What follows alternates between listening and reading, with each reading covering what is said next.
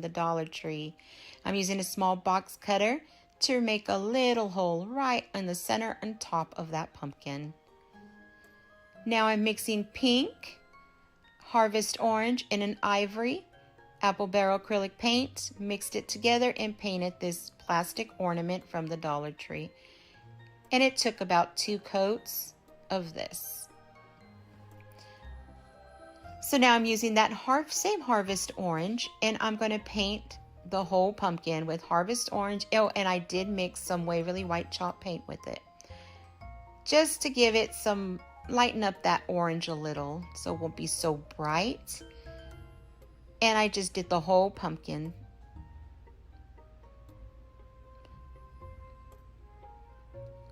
Now I'm using this little copper brown penny color. I will leave all my paints I used inside my description so you can see exactly what I had used.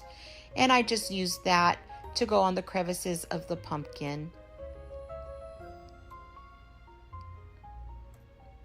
And I didn't wait for my pumpkin to dry when I did this process. I did it all while the paint's drying, and I mixed all my colors in. I like the way it blends when you do that. So after my ornament dried, I got my black painter's pen and I made little swirls on the top of the head, 2 little eyebrows, just do a C-shaped nose, 2 dot eyes, and a little smile. Well, big smile. It's Charlie Brown. He has a beautiful big smile, right?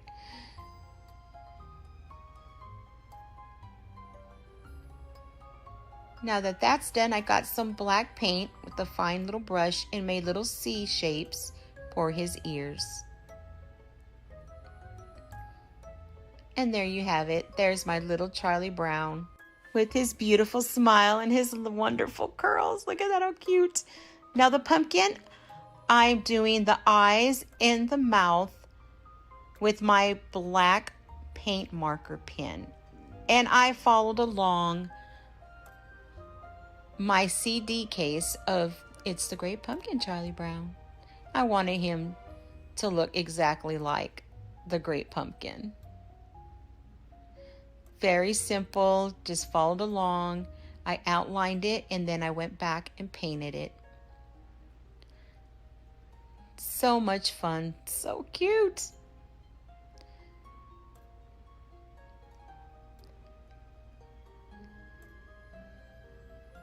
And there you have it.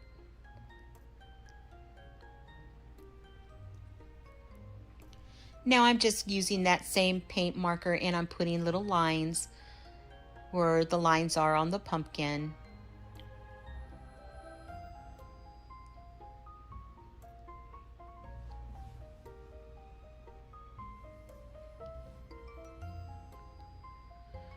So I'm using the yellow paint, apple barrel paint, and a small brush.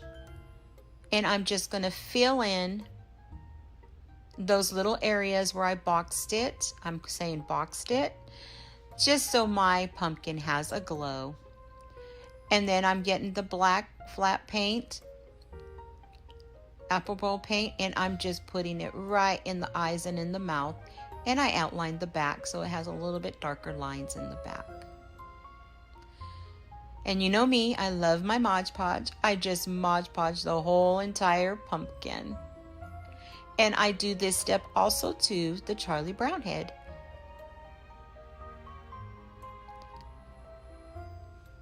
Now this is stick here. I got this at the 99-cents only store, and the small one came from the Dollar Tree.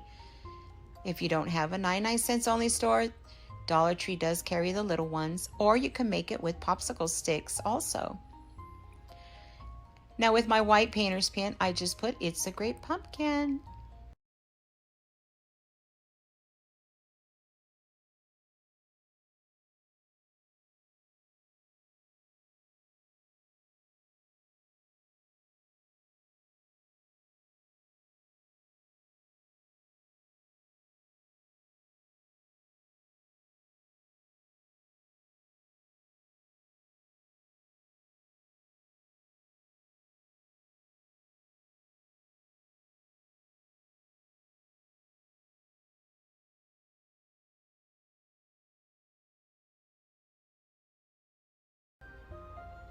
So now I'm just using this, it's like a copper color, penny color. It's brown, has gold in it, like specks of gold and copper, really pretty shimmer. And I love using this paint. It looks like a penny. Very fall festive looking. Oh, I forgot a spot. I gotta go back and do that spot. I will right now. There we go. Voila, fixed. And then I painted my whole sign with my Mod Podge. Now this candlestick holder came from the Dollar Tree, but you can use any candlestick you have, candlestick holder. It doesn't have to be that one, but I really like using the Dollar Tree candlesticks. I glued the Charlie Brown to my pumpkin with hot glue. And then I'm using these assorted leaves, fall leaves that I got from the Dollar Tree, and I'm just using the green ones. It's whatever your heart desires. If you don't want to use the green ones, you can use something else and, other colors. It's whatever makes your eyes smile and what makes you happy. But I love the olive green. It just reminded me of Charlie Brown, of the fall, because I know Charlie Brown uses these colors a lot in their animation. And there, look at how cute. Oh my goodness, I'm in love. And now to put the sign. We are going to place that sign right behind Charlie Brown, and it's going to be in an angle. And that just pops right into the pumpkin. Pop. And I put a little bit of glue around it just so it stays. Doesn't go anywhere. And then I got some floral, I don't know what you call this stuff, floral wire. And I got that at Walmart, and I just wrapped it around a dowel and made it a twirly scrolly, and I just glued it right in front of the sign. See? Now I'm putting quite a bit of glue on the candlestick, and I did not use E6000 with this because the pumpkin seems to stay really well with the hot glue onto this candlestick. So that was nice. And yes, I am using this deco mesh ribbon. I'm making a little bow tie for my great pumpkin because he's great. He needs a bow tie. And I get this pipe cleaner and I just wrap it around, fluff it out, and then I'm going to just trim the edges. Just give it a little haircut. And I got some scrap ribbon that I had with some it's black with little orange polka dots, really cute. And I just put it for the center. I love this color because it reminds me of Charlie Brown's shirt. I wrapped it around the back, and there you have it. There he is, my great pumpkin, Charlie Brown.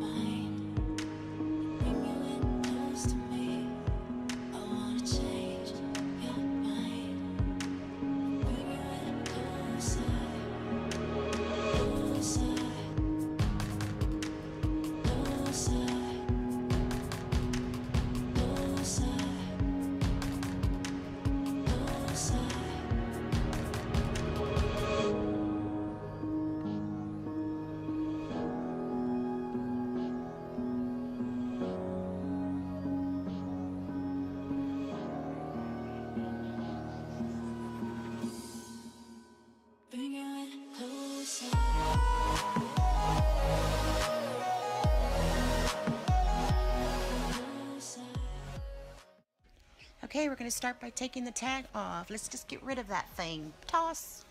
Okay, we're going to paint our witch and cauldron all black.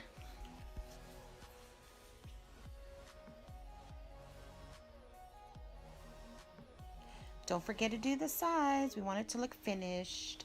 And voila, magic. Look at that. I'm already almost done.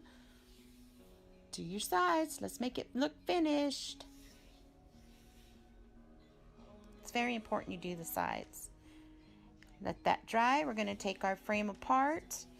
And I'm taking the glass out. I'm not going to use my glass. I'm just getting rid of that. Putting my frame aside for after, for later. Yeah, later. I'm flipping over the print that came with my frame, and I am using the mineral chalk paint. Sorry, getting tongue-tied. And I am just going to paint the whole entire thing. All of it.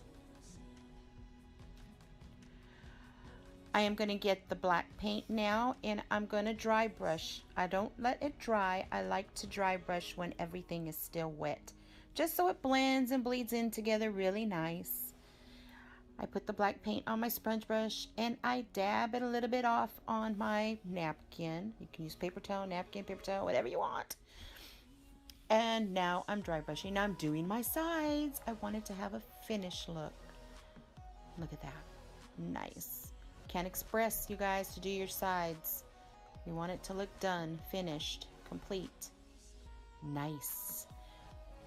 I want it to look spooky. Ooh. Now I'm putting a little bit more mineral over the black. See how nice that blends in? Blends in very nice. Now I'm getting the white chalk Waverly paint, and I'm doing the same method. I'm putting some on my brush and then dabbing it on my paper towel and just putting a little bit on top. You just keep doing that process until you like it. If it's too light, put some more dark. If it's too dark, put some more light. Just to do it till your heart's content. Till you're happy with it and smiling. Now when I'm happy with it, I'm smiling. I put it aside to let it dry. Now I'm doing my googly eyes. I got a handful of googly eyes and just painted them all with the white chalk, Waverly chalk paint. And I'm telling you guys, it was easy. That paint covered those eyeballs. You didn't have to keep going over it and over it. Now I'm just dipping it into my white iridescent glitter. I'm not gonna torture you and have you guys watch me do all these eyeballs. So I'm only doing a few, so just so you can get the idea of what I'm doing.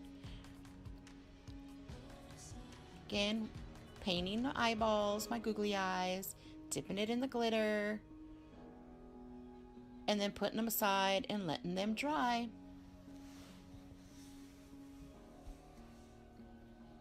Easy as that. Now back to our witch. We are just going to put Mod Podge all over the cauldron. Just the cauldron.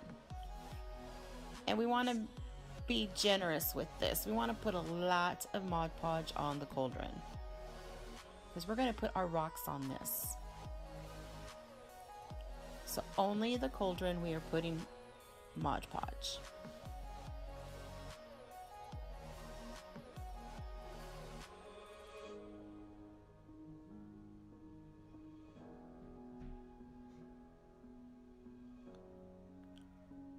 Now we're going to put our black pebble rocks all over our cauldron, and we're just going to spread it around lightly, and we just pour the whole, as much as we can, on top of the cauldron.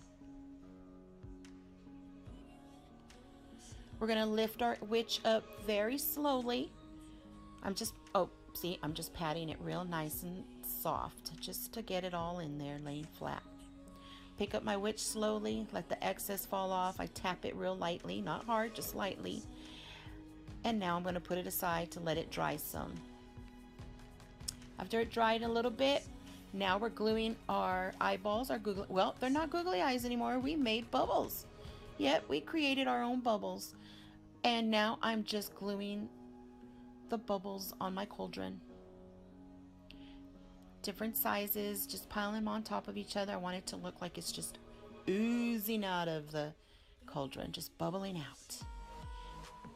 And now I'm adding my pearl beads in there. I didn't put a lot, I just put a little bit in here and there, wherever you want to put them. You could put a lot if you want. They look really pretty mixed in there.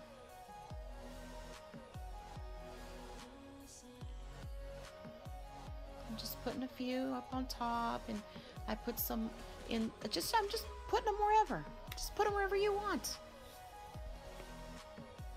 Now I'm getting my rope string, and I'm just going to wrap a piece of it 3 times. I wrapped it around the witch's hat.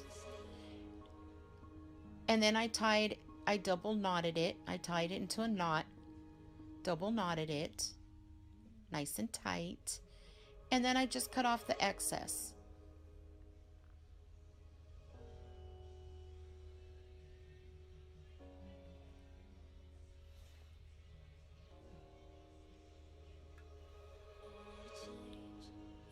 Now I'm putting the little star gems on the witch's hat, because my little witchy poo loves to have gems and pearls. I think every girl needs some pearls and some gems, right? Even a little witchy poo.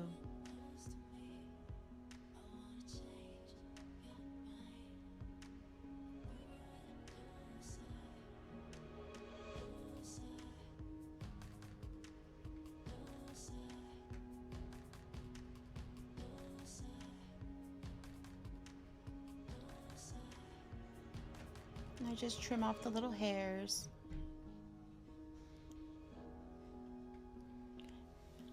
Now I'm putting the Mod Podge over the cloak of my witch. And you'll see her hair. When you look at your witch, you'll see that she has hair. It's like a silhouette of her hair. Well, I just went from underneath her chin, followed the hairline where it would be, and made a cloak on my witch. And that's where I put my Mod Podge. I open up the glitter, the black glitter, and just sprinkle it all on top of the cloak, where the cloak would be, on top of the Mod Podge where the cloak would be. I'm getting the excess glitter and just sprinkling a little more here and there, and I'm going to sprinkle some right on top of the cauldron so it can fall in between the rocks, not on the bubbles. Do not put it on the bubbles. You don't want black glitter on the bubbles, but just in the rock area where the rocks are, so it falls in between. The Mod Podge is still a little wet, and it'll stick very nicely. We let that dry, and now we get our paper. I folded my paper in half and cut it, tore it, cut it, whatever, in half.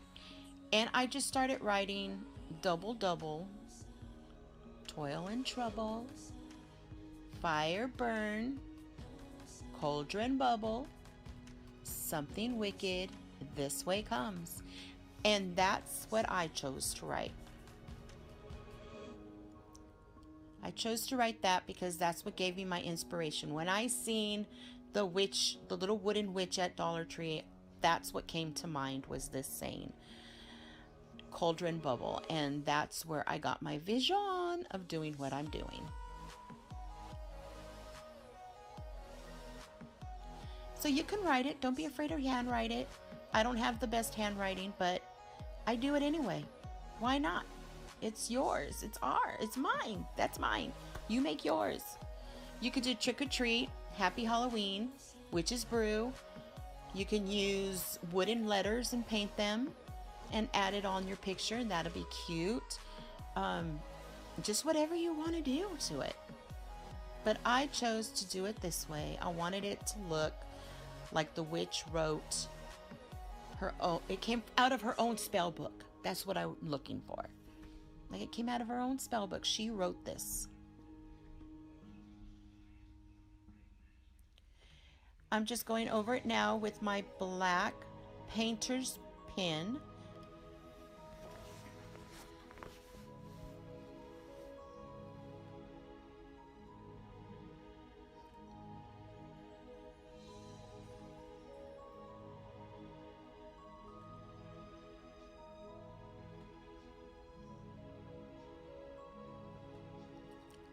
Sorry if you can hear my son, my little monster in the background. He's playing his Xbox right now. Yeah, he likes playing Xbox. You know, teenagers. So now I'm putting something wicked. This way comes.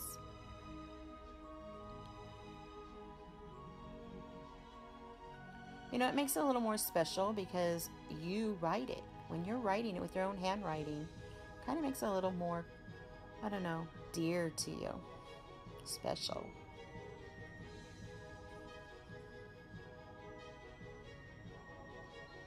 And there it is.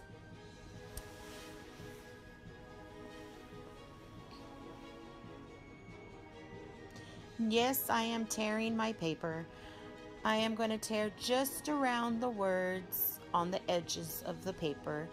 I hold down where the letter is, pinching it where my letters are, and then I just tear around my finger just so I don't tear the letters, the words. And you just hold it down and tear just little tears around your fingers. You have control of where it tears when you do that. There you go. Now I'm using this coffee method. It's instant coffee. Put gloves on if you don't want your hands to smell like coffee all day. But you know what? I don't care. I'm a crafty girl and I'm not afraid to get dirty. Now I'm making me a foil tray. And I just keep putting it into the coffee until I see, till it's to the way I want it. Until I'm smiling. I'm happy with it. And I'm just tearing little holes in the center between the words just to make it look old and ancient. And this, I'm trying to get a leathery look, an old leathery look, an old script paper. Look at that. Yes. And I'm going to flatten it all out on my foil tray that I made. You can use wax paper also. That works very good with this. And you just flatten it all out because the way you flatten it, that's the way it's going to dry.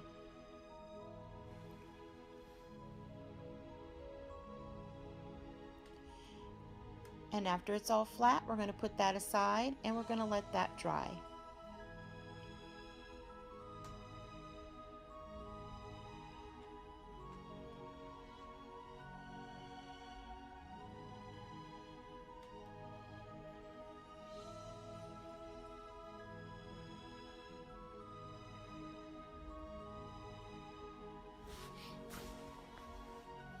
Now back to our witch. Now I'm putting Mod Podge on the whole thing. I'm just going to Mod Podge the whole entire thing now. The cauldron, the bubbles, the pearls, the cloak, her hand, her stick, her face, her hat.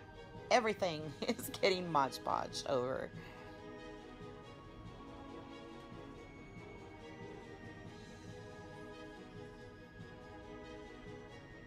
I'm getting all in there. See that? I just, you know, you want plenty on the rocks, on top of the pebble rocks, because I really want them to stay really nice and tight and stay where they're at.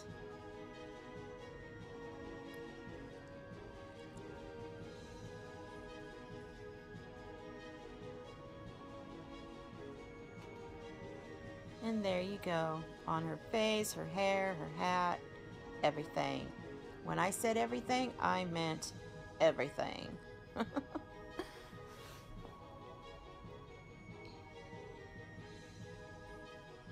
I know it's loud in my house today. My house is alive today. It's loud. Sorry.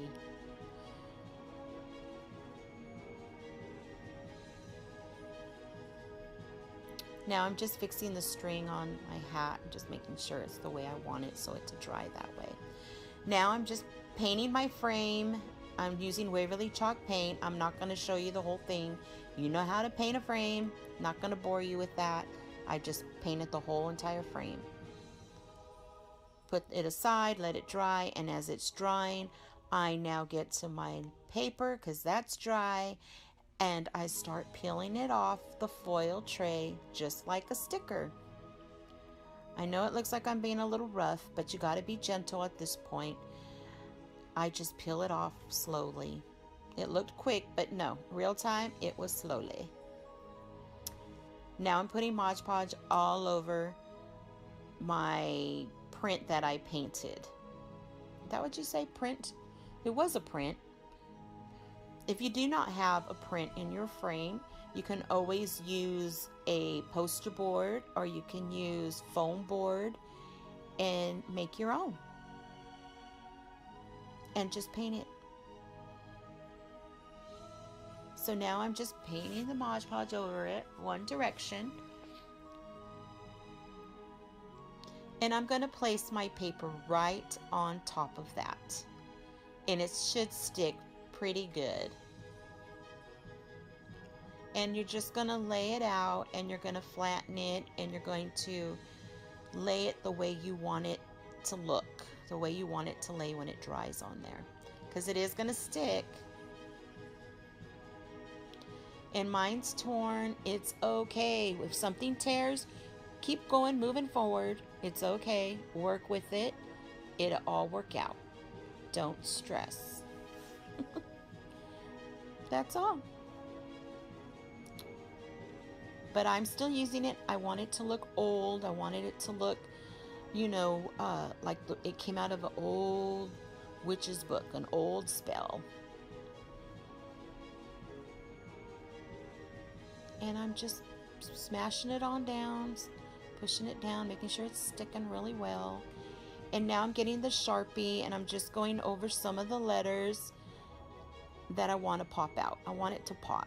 I'm just going over some of it that I really want it to stand out, some of the words.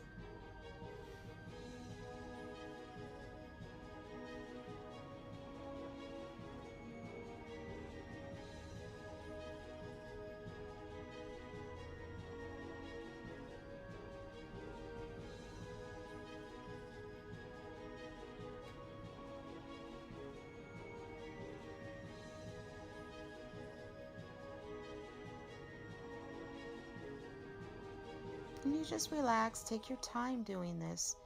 You want to relax and have fun. When you craft, that's what it's about, is having fun, relaxing.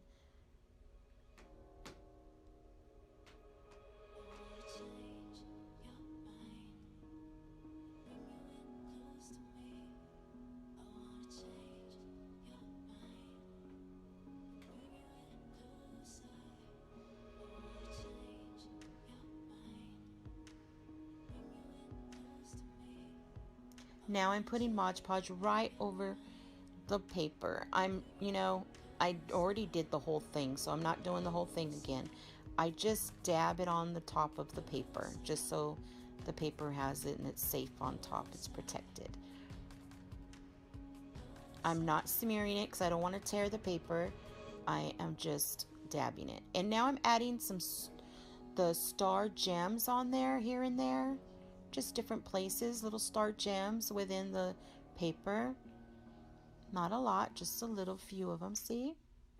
And they stick pretty good with the Mod Podge. I didn't have to use a hot glue gun. I just stuck them on there while it was wet. I noticed my witch needed a little something more, so I added these little wooden sticker pumpkins, and I glued them together after I painted them to the bottom of my witch. I painted one with the white Waverly paint, one with the mineral, and one of them was orange already with glitter on it, so that worked for me. I made a little bow out of the twine, and I just put it underneath her chin so it looks like that's where her cloak is tied. Now back to my frame. My frame is dry, so I'm going to flip it on over. And I'm adding some hot glue all around the edge. See that? I'm just doing it right underneath, right on the edge. And I'm going to just push that on in there.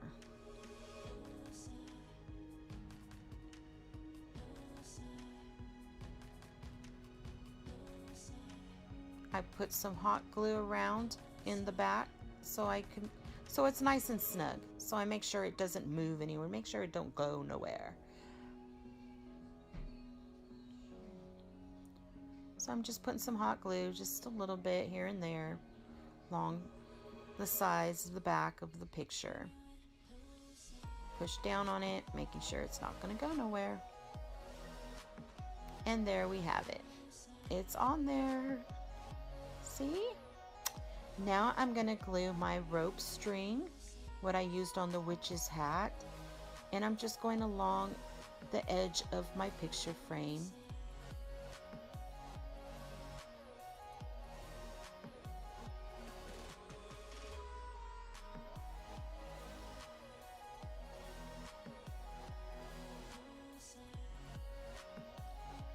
And I'm just gluing it all the way around it. You get the idea, right? Just going completely around. Well, at this point I want to say, if you are returning to my channel, thank you. I appreciate it from the bottom of my heart that you're returning, and that means you like what I'm doing. And if you're new and you happen to stop on by and pop in, well, thank you for that too. Welcome. I appreciate that. I hope you subscribe and give me a big thumbs up if you like what I'm doing. So thank you. Leave me some comments below. Let me know if you want me to keep doing some Halloween, or if you guys want me to do something else. Just give me some ideas. I mean, just throw them out there. You know what? You should make this, or you know what? Try to make that, or just let me know. Talk to me. I would like to talk to you guys and see what you think, what I'm doing. So I'm done gluing that, and now I'm going to start gluing my witch, and I'm just going to put it on the side, glue on the side where the frame meets the witch, where it touches, and I put it flush to the bottom of the frame, evenly to the bottom of the frame. Oh, I took some of the bubbles off. I'm confessing. I am confessing. So you don't look at it and say, where do her bubbles go? I took some of those bubbles off because I was not happy with it. And I took them off, and I'm now putting them where I want them to be again. I'm like rearranging my bubbles. But that kind of shows you guys that, you know, nothing says just because you put it there, it has to stay there. If you're not happy with it and you're not smiling about it, then you know what? Take them off and redo it. Take them off and change it. Nothing wrong with that. That's what I'm doing. I mean, if you don't want the white bubbles, paint them green, paint them blue, purple. Wow, that would be really cool. Purple. Now I'm putting my pearl beads on there. See, and I just changed it really quick to what I wanted. I thought I wanted it the other way, but no, I changed my mind. But I'm allowed to do that. I'm a woman. That's my prerogative, right? I can change my mind anytime I want. You know us ladies.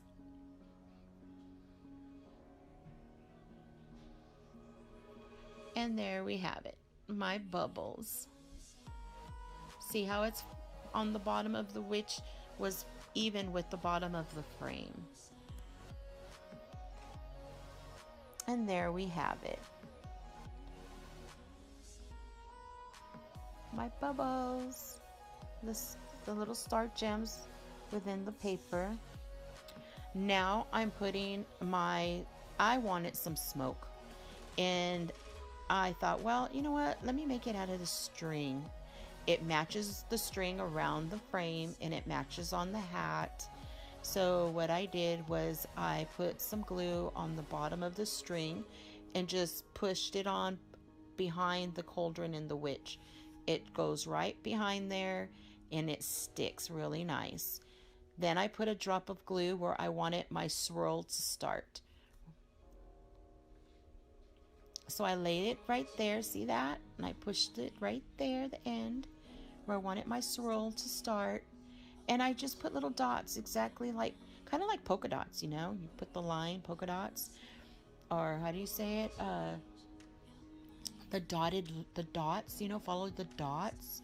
I just put the dots and then I just put my rope right on there. And I made me little swirls of smoke. You don't have to use the string. You guys can also use like paint swirls in there. If you don't want to paint swirls, you can use puffy paint to make swirls. And if you don't want smoke, don't put smoke. Just leave it blank. And there you have it. See? Oh yeah, I did paint my witch green. I'm sorry I did not show that. This video was long enough for me. I know it probably long enough for you. I just painted her green. I thought I wanted her to pop a little more, my witch. And I painted her face green and her hand. And yeah, her hand looks a little funky, but hey, I'm not a professional painter, so it is what it is. Long as what? I'm smiling about my project. I put some little white lines on her hair too.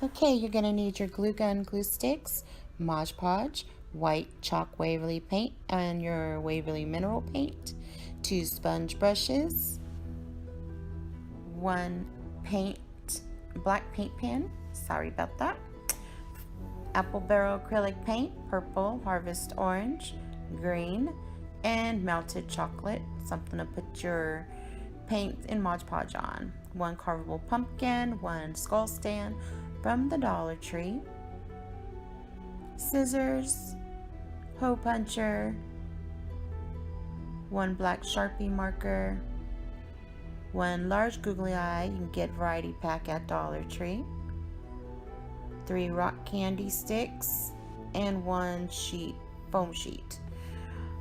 You need a pipe cleaner, lighter, and 1 rope from Walmart, or you can use the Dollar Tree twine. Something to cut your pumpkin, leaves from a flower bush, and I don't know what you call that, a floral wire. We're going to first remove our stem from our pumpkin and start painting it with the white Waverly chalk paint. I get my Waverly chalk paint from Walmart.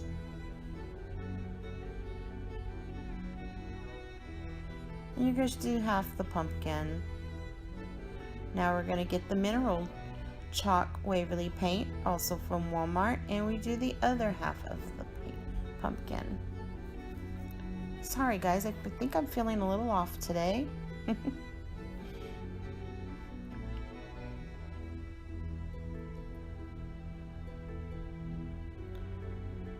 See, we're just doing the other half.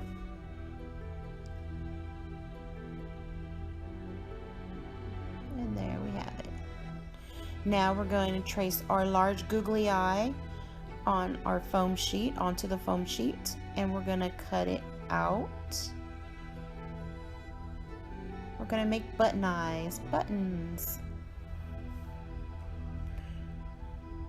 And put aside from your scraps, put aside your rectangle scrap, and now we're cutting the eyes out.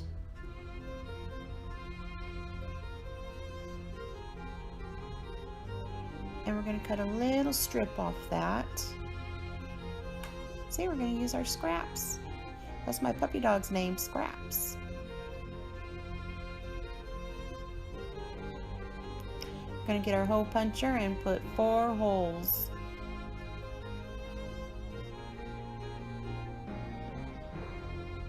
See, we're making buttons. Button eyes. I got this inspiration from Coraline. I love Coraline. I love it, love it, love it. I like Paranorman too. I like that. I wonder if you guys like that. Let me know if you like those kind of movies. Sorry, I didn't show that part. I was looking for it. I lost that somewhere. Sorry about that. But you'll see when we do the purple button how I did that. We're going to put this purple button aside and let it dry. Yes, I know I got paint all over my hands, but I'm a crafty lady and not afraid of paint. Now we're getting our scraps and we're making our bow tie.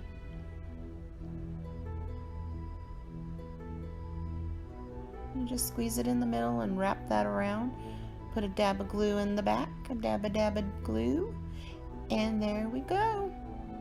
Our bow tie. Put that aside.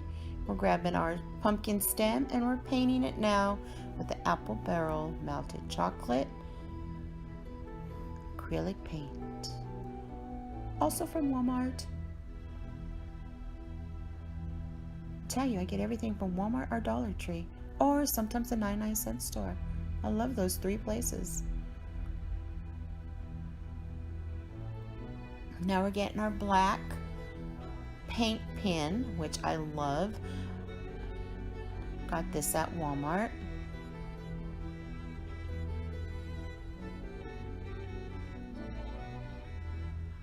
And we just trace the outer sides of the button, and then we go right out of the 4 holes and make a circle around them, and we had our button. See? There's our button. We got a button. So now we're going to carve our pumpkin. And you'll see on the top of your pumpkin, you'll have like already a circle on the pumpkin on the top. But we're going to carve it just a little bit on the outer of that circle that's already on the pumpkin. And I forgot to say sandpaper. You don't have to, but I did. And oh my goodness, was this a mess. So make sure you do it outside or put paper down because it is messy. Very messy. Now we're going to use our Sharpie black marker. And we're going to make a mouth for our voodoo pumpkin. You don't have to make the mouth exactly like what I'm doing. You could do any way you want. This is your voodoo pumpkin. And what do I always say? This is your signature. You make it the way you want to. And don't be afraid to make it. I messed up a little bit, and you can always go over it with some paint. Everything's fixable with paint. See that? I had to fix my center because my mouth wasn't centered. So I had to fix it, and I fixed it with paint.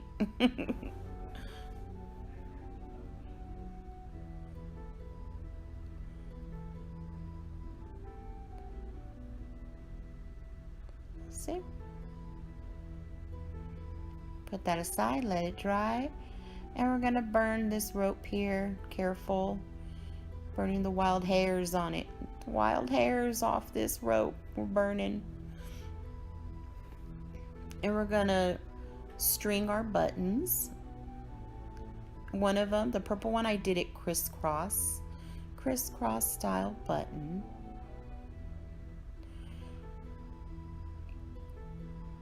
And I trim it and turn it around, trim it, and then I put a dab of glue in the center of the back of the button. Turn it around in the back of the button, put a dab of glue in the center, and fold my string right on top of it and pinch it really tight. Careful because it is hot.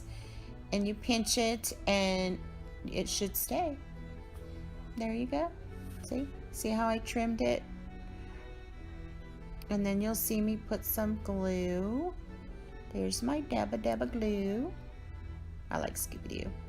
I'm always telling you guys what I like. You guys, let me know what you guys like. If I know what you guys like, I can make something to what you like. Let me know what you guys like. I'm here for you too.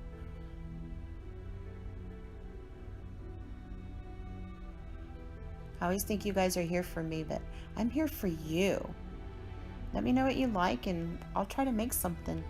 If you like something for Halloween weird or something whimsical, just let me know. I am truly interested.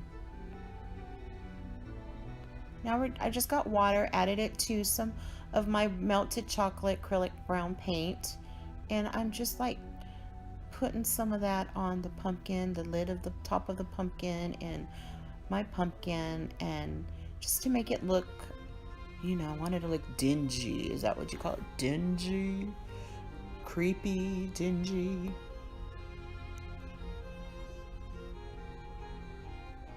It's a happy, dingy voodoo pumpkin head. Oh no. I think it's really, really neat. Put that aside, let it dry. I'm here rambling on. And here we have our rock candy stick. I melt them in my coffee. And you clean them, wash them really good, let them dry, and then you paint them with also the brown melted chocolate acrylic paint, apple barrel paint. I'm just gonna say with the brown paint now. You guys got what I'm using already, right? You get it. You get what I'm using. So I just paint it brown, all 3 sticks. And now I'm just getting the Waverly chalk paint, and I'm just making little lines on the stem just to give it some character. Putting some Mod Podge now on my sticks so I can let them dry.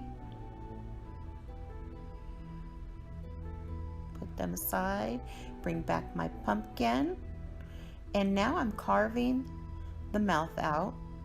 I don't go all the way, that's why I put some darker, the black darker, thicker, because I only took out the middle center so you can still see the grin of the pumpkin. Can you see that? I hope I didn't speed it up too quick. Now my Orange Harvest acrylic paint I'm using, and I'm painting the inner side of the mouth because I want it to look like it so you can see the pumpkin in it, you know, like, ooh, the pumpkin mouth. And then I just dry brush the outside with the orange also. And I just dry brush it all on there, and then I get some of that liquefied brown water and brown paint, and I mix it all in and just go and to whatever you like. I mean, it's so hard because you tell people, oh, I did this, but you don't, everything, when you make it yourself, everything comes out different. That's what's so unique about making things yourself. We just outline it with paint pen, the mouth, and now I am Mod Podging my stem, and now Mod Podging the lid of my pumpkin, which I did paint orange on the outers of the pumpkin too, the pumpkin lid on the sides of them. Now I'm burning some more of that rope, all those wild hairs. And now I'm gonna use one of those rock candy sticks to poke the holes to thread my string through.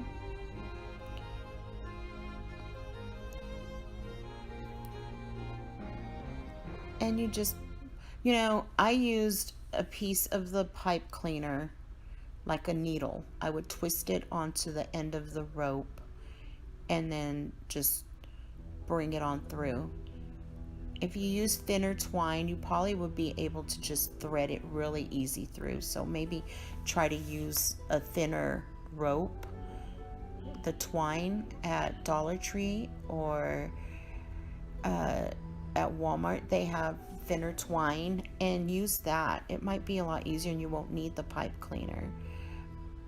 Or if you want to use the thicker rope, I didn't think about it until now.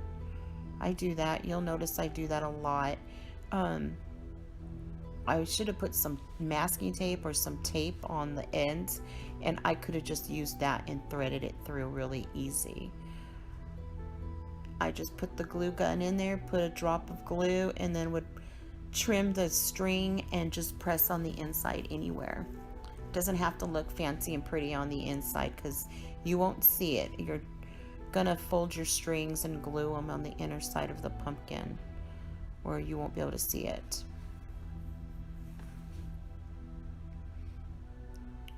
Yeah, I had a heck of a time with that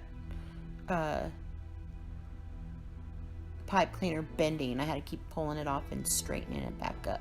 So I was thinking maybe I should have put some masking tape or even scotch tape and put it around the edges like a shoestring, you know, and just, that would have been easier to string it on through. So try that, and I bet you'll just fly through this part, because all you're doing is just basically sewing the mouth shut. And I did some crisscrosses and I did some straight lines on the mouth, and I did it in the center like where a nose should be. I put some stitching there.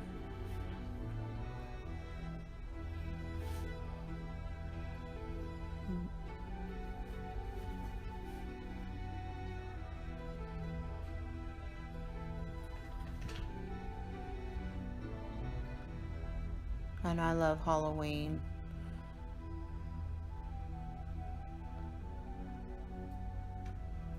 My handsome devil and I got married October 28th, and we had a Halloween Gothic wedding.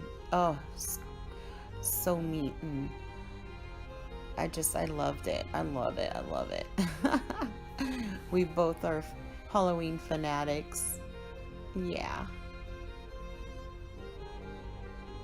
Anything Gothic, Halloween is just so cool.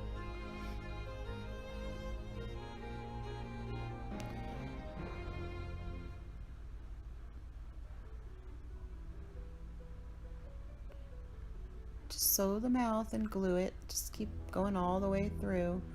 Just so however you like to sew it. You might want more strings. You might want it crisscross all the way, X's all the way down. However you want to do your voodoo pumpkin's mouth, go for it.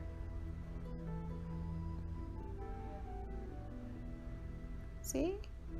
That's one side, and then I do the other side.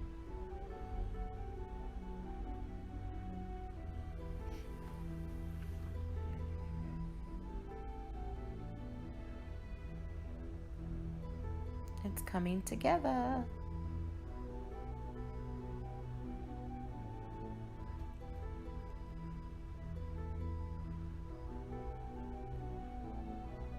And I got my black paint marker and I just drew my line all the way in the center, in the back of the center in the back and the center in the front of the face, and I just went down the line. And now I'm dry brushing some white paint, the chalk paint. I'm just dry brushing it all around just to give it some, what do I call it, oomph, oomph, some life. So now we're back to the stem, and we're going to take those leaves off the branch of one of those leaf bushes, and we just push it on through the toothpick and glue it back on. There you go. There's that floral wire. It's kind of thick. Got the Sharpie pen and just wrapped it around just so it looks like a little coil. That's optional. You can use a brown pipe cleaner, or you don't have to use anything. You just put the top with the leaves. But I like the little coil, the pumpkin coil. Reminds me of like a little curl. Little curl. I made 2 holes on the side of the pumpkin, 1 on the lid of the pumpkin, and I just made like a little stitching in there, a V stitching, so it stays cricket. I wanted it to stay cricket in and out, and I just glued the top cricket so you can see the orange on the sides. Now I got the little button eyes, and I put some glue in the center and just pressed it on to the front on each side. Give it some eyes. See that? And now I'm gluing my sticks. I'm gonna just, those sticks are so easy. You just pop them on in. They go right in. As you can see, I was using them to put the holes for the string. And I didn't put them all the same length. I just put them all 3 different lengths. So it looks like the pins are all different, stuck in differently. Different heights. Is that how you say it? Heights? I don't know. I just put them in uneven.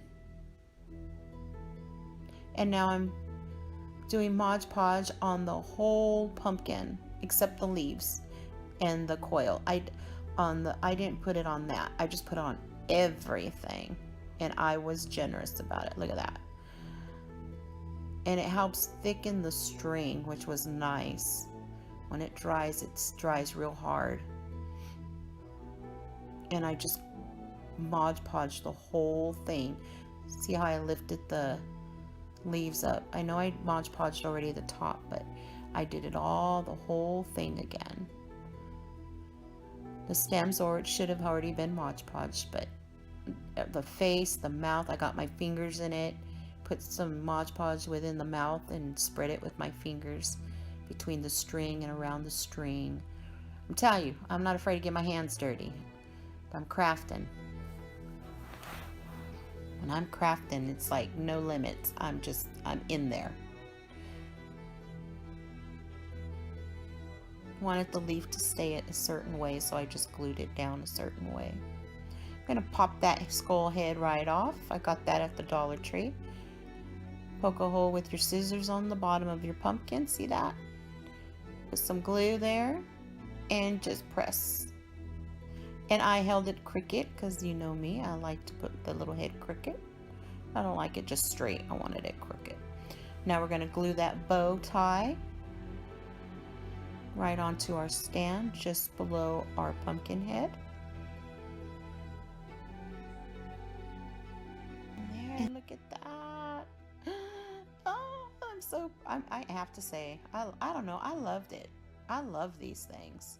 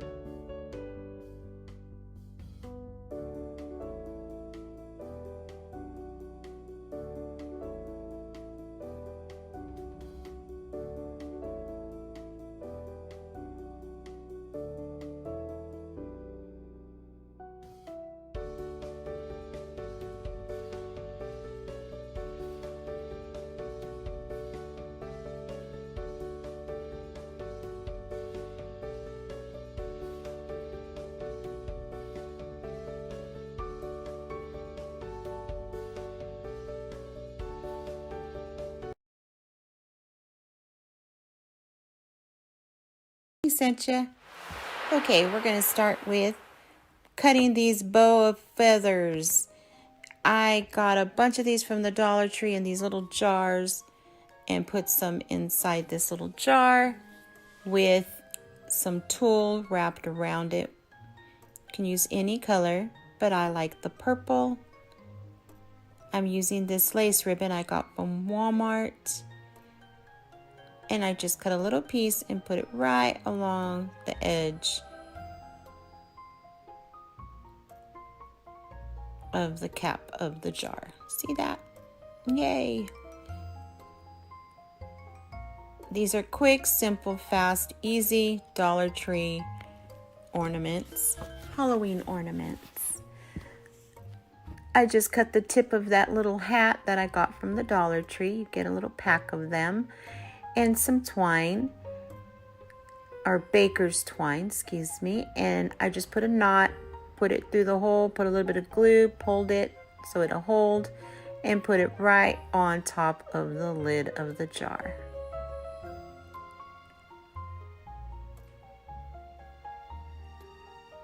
Easy as that, guys. I got this little rhinestone chain. I get this from BB Craft. You get 10 yards of it. I'll leave that in description below.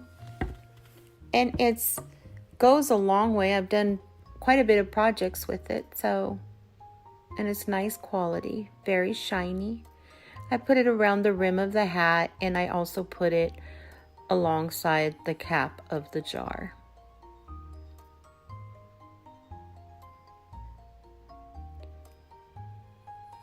Now this ornament here, I'm just going to remove the top, and I got some of this creepy cloth, cheesecloth, creepy cloth at the Dollar Tree, from the Dollar Tree.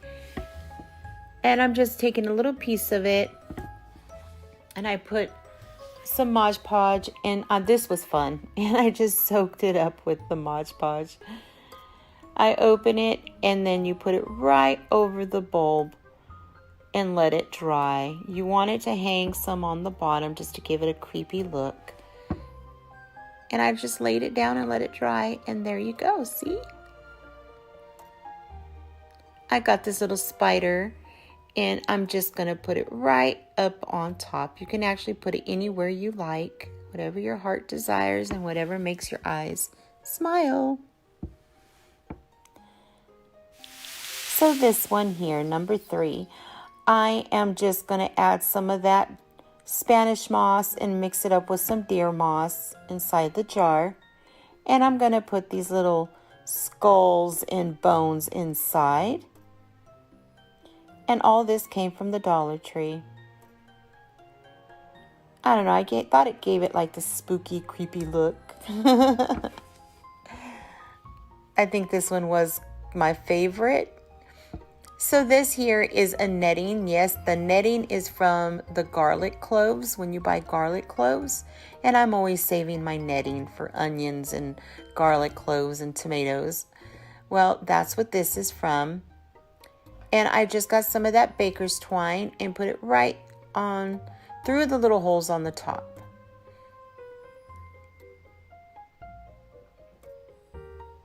I pulled it over. I'm going to take it one more time off, put some glue in the center, and place it where I want it.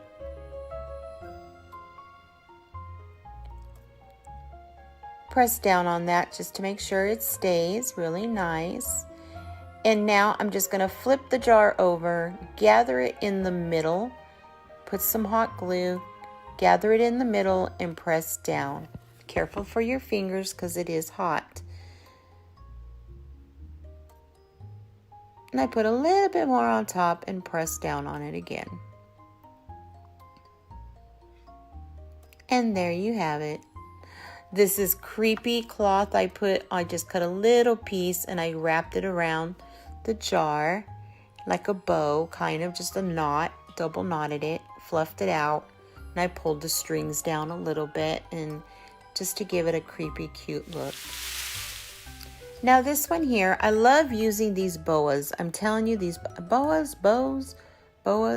I love using these things. So I just cut the edges. Make sure you cut the thick part of the boa off. I just cut the edges And, oh, excuse me. And putting putting them right inside the bulb, like I did the jar with the witches. The witch jar? I call it the witch jar.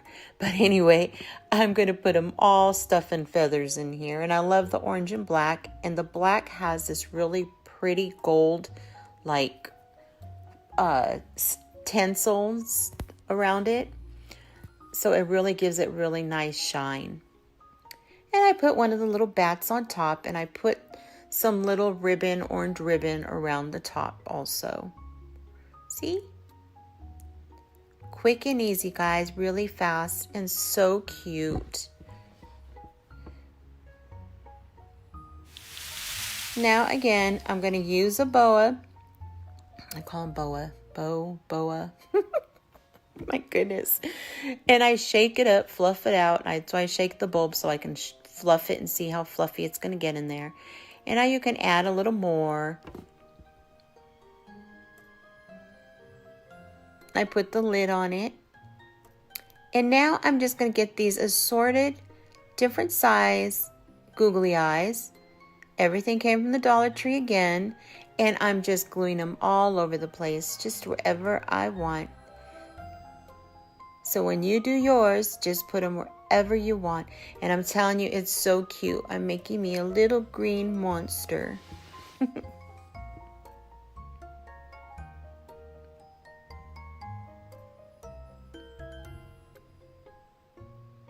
So cute. There you go. Now I'm going to get that black boa and I'm going to cut a little piece off it.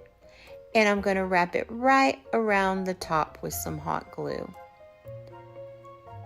I'm giving my little monster a little trim haircut.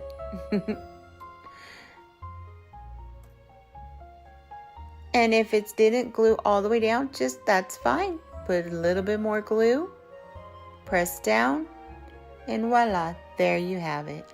My little green monster.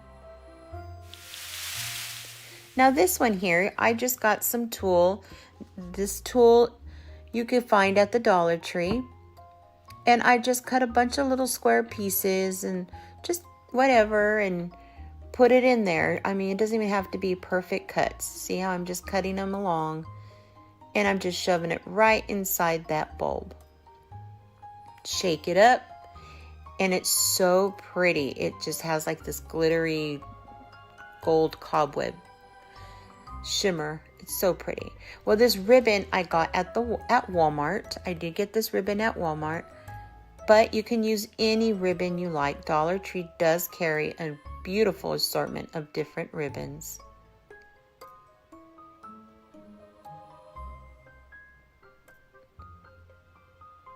And I just trim it, put a little bit of glue to hold that down. Very pretty. And it's very shimmery, shiny. So now I'm going to add another one of those bats. Those bats come in a pack of 4, and all you do is remove the little clip. They pop right off really easy. And you just put a little bit of extra glue just to make sure it stays.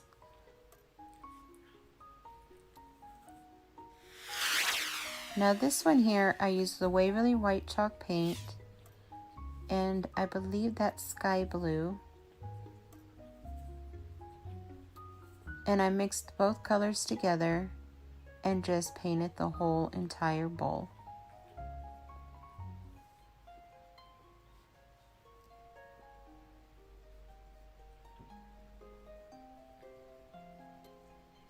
Now these little buttons I made out of a foam sheet.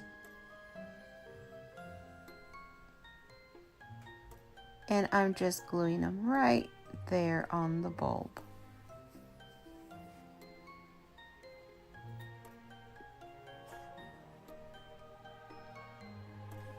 So cute. Now I'm just getting that painter's black pen you get at Walmart, and I'm just gonna make a squiggly mouth.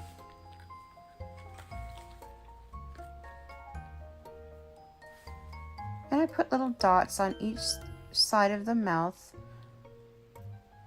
and made little lines to give it like if its mouth was kind of sewn.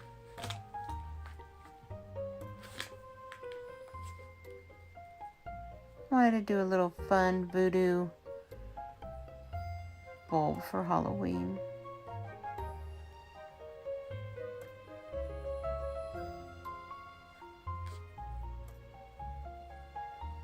And I do a little crisscross for the nose.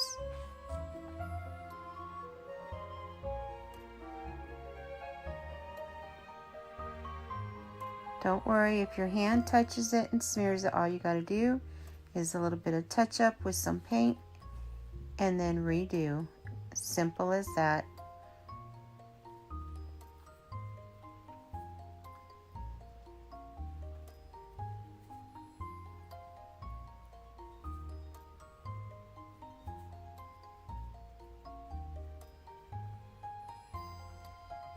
So after,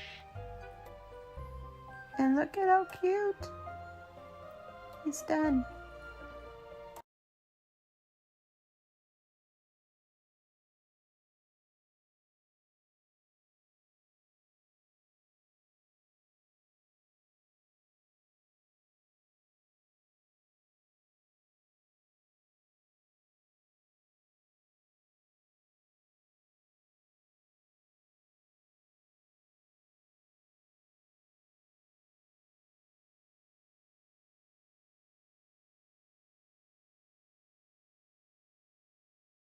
Okay guys, we're going to start by painting with Waverly White Chalk Paint. This entire owl I got at Dollar Tree.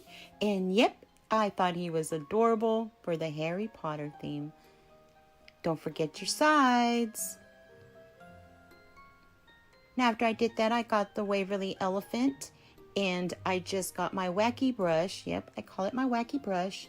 And I just started dabbing all around the wings and on his head and ears and just around his belly. I didn't do the center of the belly. I left that white, but I did it everywhere else, some dabbing. You see, it's just a real light dab motion. Yep, I do sound effects.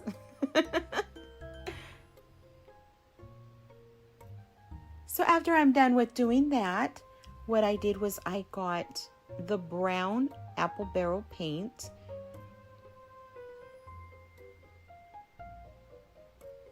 And I just put lightly dry brushed around the wings. Where I dabbed, I mainly went around and just did the edges and his wings, just lightly dry brushing.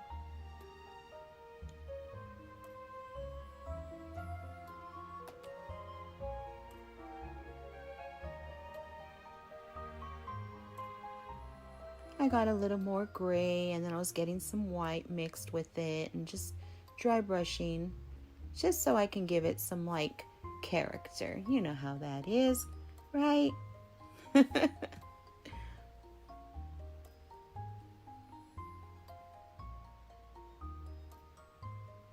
I'm so excited for this DIY. I love Harry Potter. It's so fun and magical and just fantasy and so fun.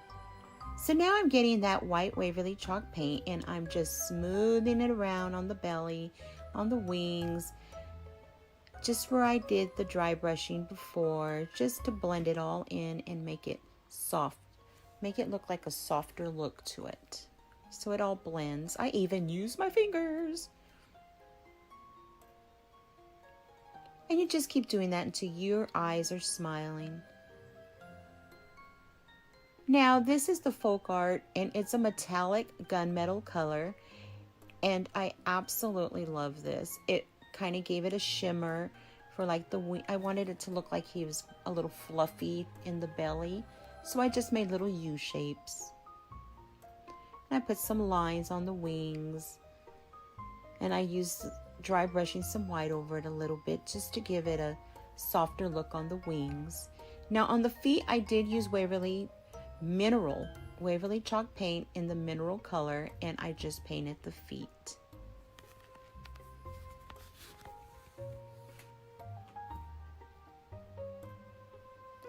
Now apple barrel yellow, I just put into the eyes, which is really easy because the eyes are just one circle. You just paint them yellow all the way through. I got the pumpkin and I just put that in the center of the eye, a little darker. And then I mixed a yellow and orange together. And I just started putting that around on the outsides and then the end. And I was just blending it all in. That's all you do is blend it. I wanted his eyes to pop and stand out. So now I'm using this copper. It's a copper paint, acrylic paint I got from Hobby Lobby. And I just painted his beak. And it's so pretty because it dries like a penny. That copper, the penny look, it's so pretty. So I just got the little round sponge brush and just put it right in the middle of those eyes. And then got the same black acrylic apple barrel paint and painted around his eyes. And I made Harry Potter glasses for my little owl. Now I'm just using some elephant and I'm just putting lines in the feet and with some of the white. And I just keep doing that until, like I say, we're happy with it. Our eyes are smiling. Can't say that enough because it is so true. And I put little lines going across his little feet. I'm not an artist, but I had so much fun painting this little guy. Now I got this little dowel, and I got these at the Dollar Tree. I always have them on hand, and I just dip it in the white paint and used it like a little stamp on the eyes.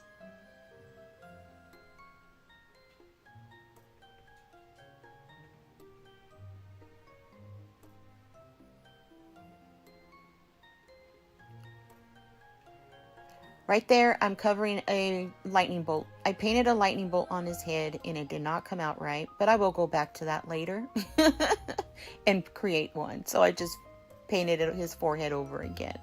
So now I'm painting some chopsticks, and the chopsticks I did get at the Dollar Tree, or you can use dowels from the Dollar Tree. And I just painted them also with that copper paint.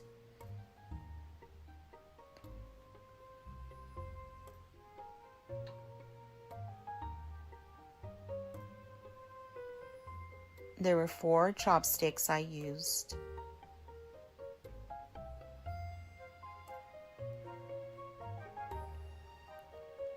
My fingers look like a penny.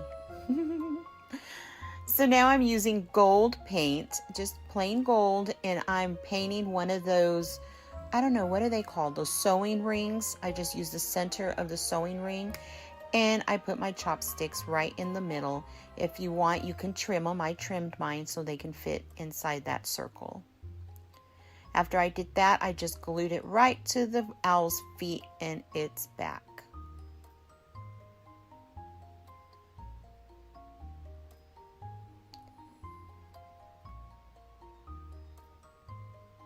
And you want to put more glue on top. That's what I did, put more glue, just so it stays really good and sturdy. So now I'm putting my little wand in the middle. It's a symbol for Harry Potter, a logo, symbol, whatever how you want to call it. And it stands for the cloak. The triangle is the cloak. The stick in the middle is the elder wand, and I will be putting the resurrection stone in a minute. So now I'm putting, with some wire, I just wrapped it around with some little Christmas ornaments that I got at Big Lots, and that seemed to work so cute. I got some sticks from my backyard and glued it, see, right on the back. And I'm adding that beautiful BB Craft lace ribbon on each side of the sticks. Now these little star gems I got at the Dollar Tree, and they are so pretty and sparkly, and I just spread them around just wherever I felt like putting them. You know, we're making a magical owl. He's so magical and sparkly. I ended up putting some gems also on the bottom where the wire shows on. See, I put gems on the bottom. You can use feathers, ribbons, whatever you like on the bottom. It's whatever you like. And the ring, that I put in the middle of my triangle, that is a dessert cup that I just cut the rim off and painted it gold and put it in the center of my triangle. Sorry, I did not show that, but there you have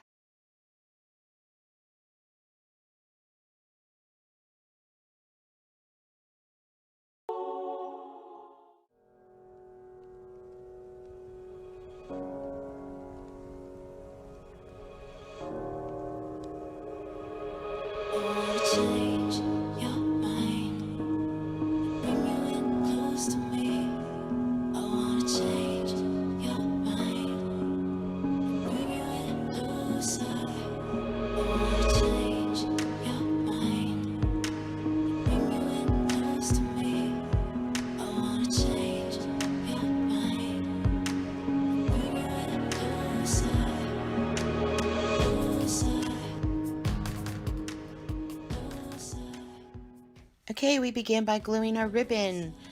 We're just going to wrap it around on top and then just start overlapping around the wire wreath. I'm going to add some glue here and there just to make sure it stays in place. And then when I get to the end, I fold the edge of the ribbon, put some glue, and just press down and it stays. And I repeat the same process. It took 2 rows of the burlap ribbon from Dollar Tree.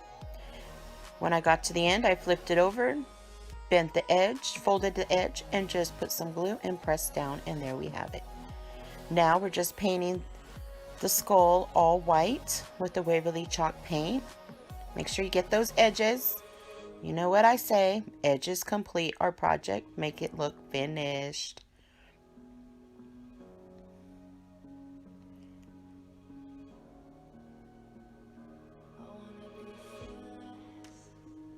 I love this Waverly paint because you don't have to keep going over it and over it and over it.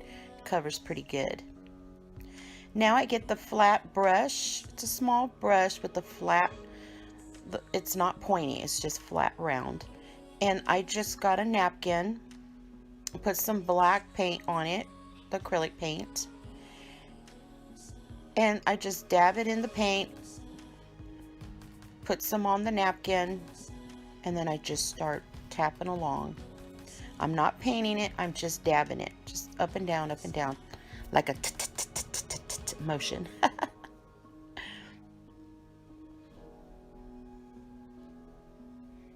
And you keep doing that till you're happy with it. Yes, in my videos I say happy a lot because it's important that you smile with your projects. When that's done, I move to the nose and do the same process. Put some black paint on it, dab it on the napkin, and then just start tapping real lightly, dry brushing in a tapping motion around the nose.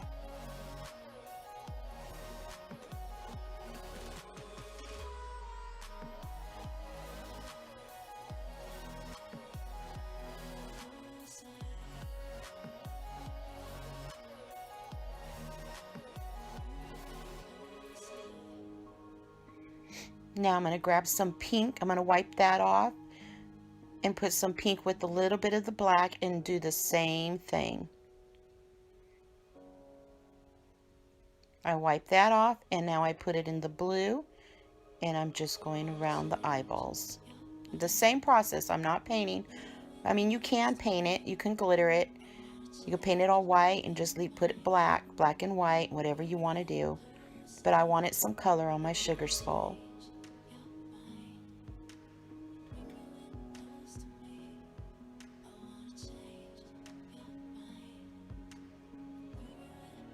I put a little bit of white Waverly paint on my napkin and I started to, right there, and I started to dab a little bit on the colors just to soften what I did up. Just so it's not so intense. See how it breaks it up? I wanted to put some white in there. Real little bit, real lightly.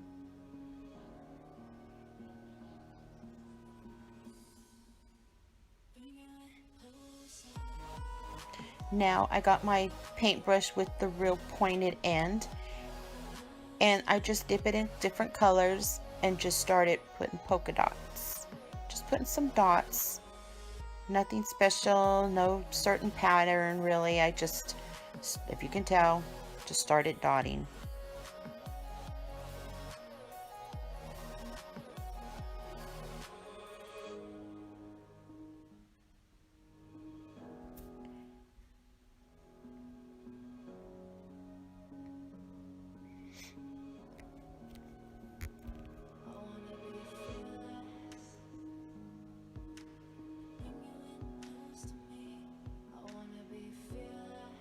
You just use your imagination and just do whatever you feel. You look at your skull and think, well, I'll just do this to it, I'll do that to it. Now I'm getting, I love this pen, by the way. I absolutely love it. I'm so glad I needed this in my life. It's a black paint pen, paint marker, and I got it from Walmart, and I just absolutely love this pen. But anyway, just go ahead and make lines between the teeth, and I'm just going along the edges of where the skull is cut, and I'm just lining all inside the cut of the skull. I wanted everything to pop out a little more, so I'm just kind of, it's like lining it, outlining where it's cut out. I did not do my eyes, but you can.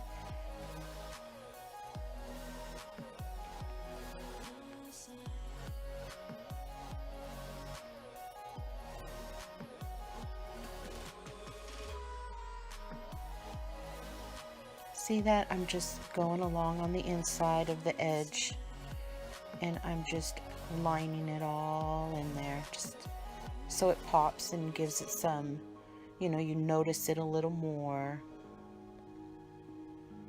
A finished look. Yeah, finished look.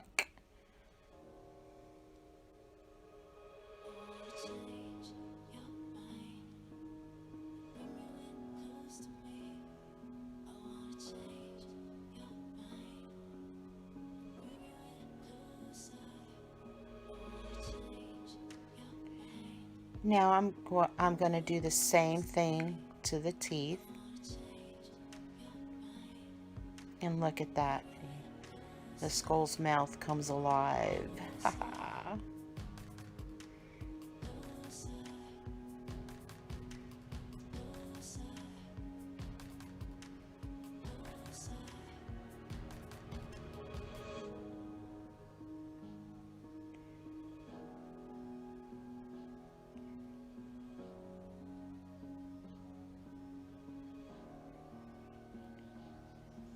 Now I'm going to add some roses, and I just put some roses where the cutout is on the skull, and I just pushed, see the ends, I put some glue on that, and I just pushed it right through the holes that were already in the skull.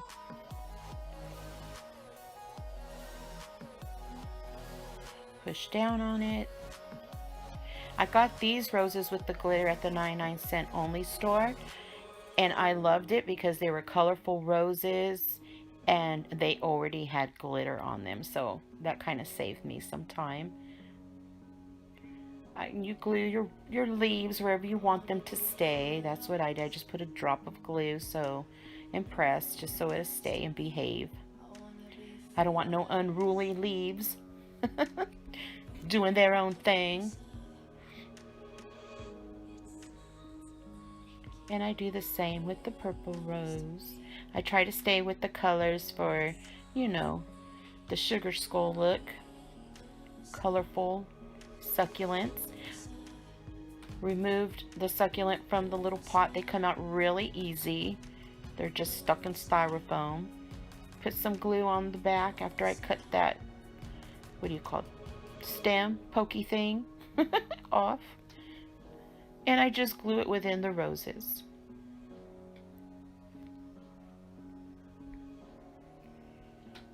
I mean, I have to put succulents in there. Like I said, I try to stay with the theme I used a lot of roses. I used some sunflowers, geraniums. Just, I try to use mums. Is that what you call them? Mums?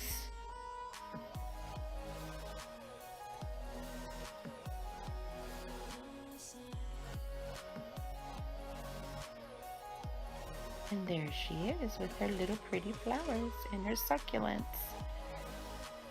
I thought I wanted some sparkle on my skull, so these you can get at the Dollar Tree. It's a packet of assorted little flower gems, which I really like because they were all just, it goes with the theme with the flowers, and they're all different colors and different shapes, and I thought they worked really well. You can find those in the crafting section.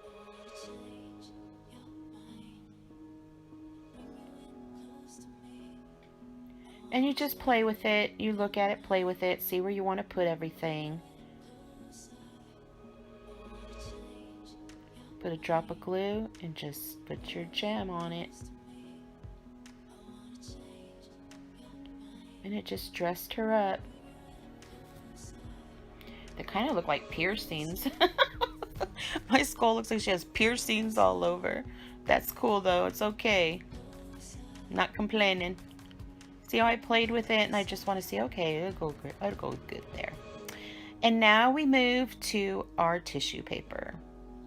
Yes, I did it the hard way. Here, now I'm showing you could just trace along your tissue paper and then Mod Podge it, and it'll go a lot faster. But no, Miss Eileen had to do it the difficult way, you know me. And I cut mine in pieces and just started Mod Podging it that way. I mean, you can do it that way if you have just pieces of tissue paper. You could do it this way, but a fast, easy way is just trace your skull over your tissue paper, cut it out, and then just Mod Podge it on the back. And I just trim, and there she's done. I'm going to put, oh, I got the pipe cleaner, cut it in half, and you put a generous amount of hot glue on the back. As you can see, I pressed the pipe cleaner within the glue. You press it with a stick, careful because it's a lot of glue and it's hot. And then you just set it aside and let it dry. Now I'm gluing my flowers. And you just keep building one on top of another. You just keep putting them in there. You want it to be really full, really colorful. I got all my flowers, like I said, at Dollar Tree, the 99 cents only store, and I did get some from Walmart.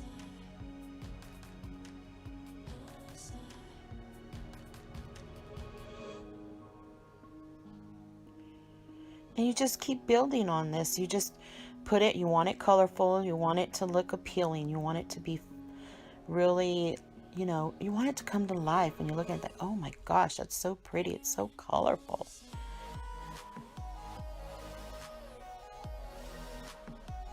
It's like a mixed drink for your eyes. It's a mixed drink for our eyes.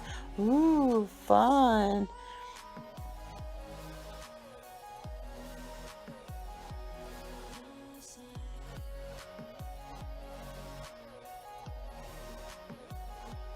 See that? You just put the glue on the back and just push it on in together and just start building on top of each other.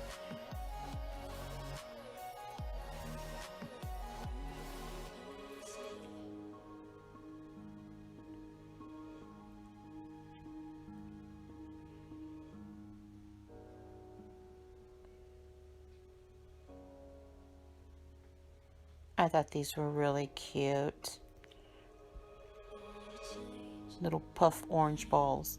I don't know why, but I really like those. I thought they were really cute.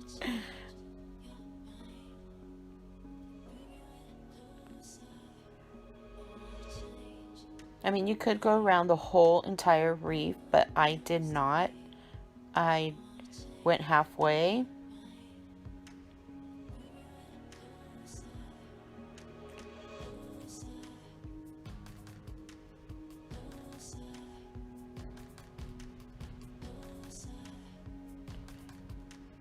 please comment below and let me know if you make this.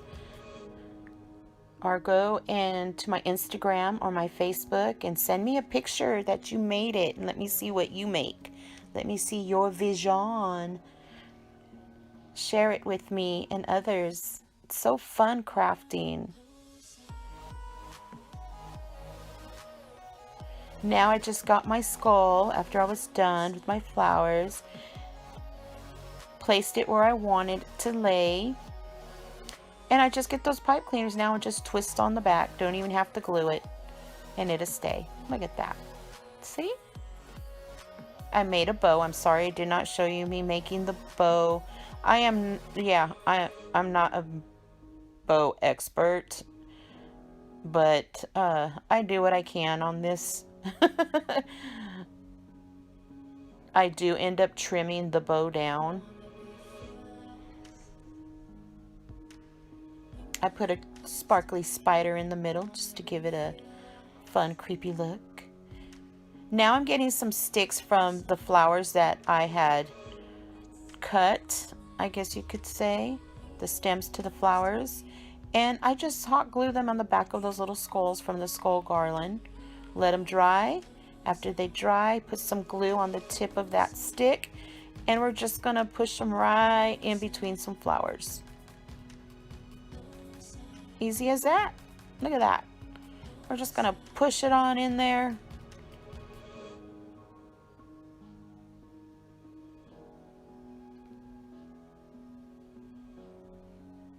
And there we go.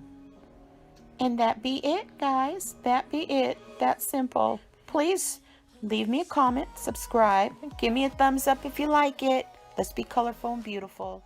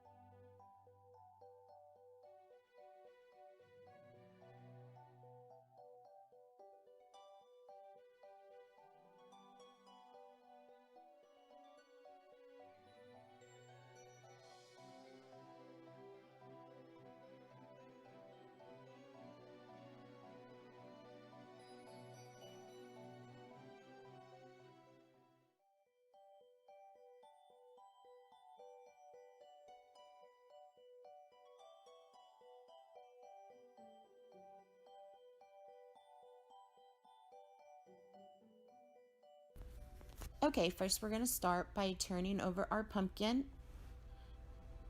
and removing the string that is used to hang the pumpkin. And I'm going to put it aside because I'm going to put mine back on for later.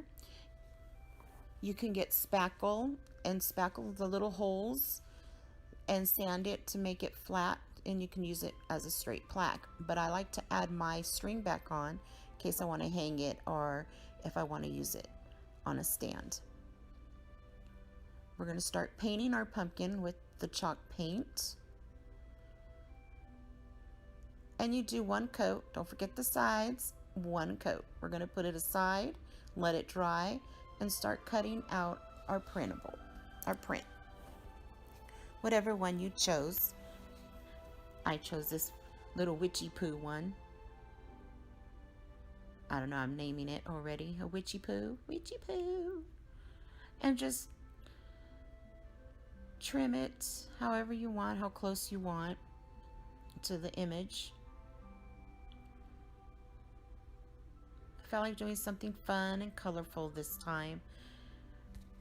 I don't know, I like a lot of color. I'm a whimsical fantasy freak, so lots of colors for me. Second coat of the Waverly chalk paint. And just the same, repeat what we did the first time. We're just going to put it all over the pumpkin and the stem. And we're going to let it set it aside, let it dry. I know I don't show that I let it dry, but I am letting them dry in between. So Maybe I should have put that in, huh?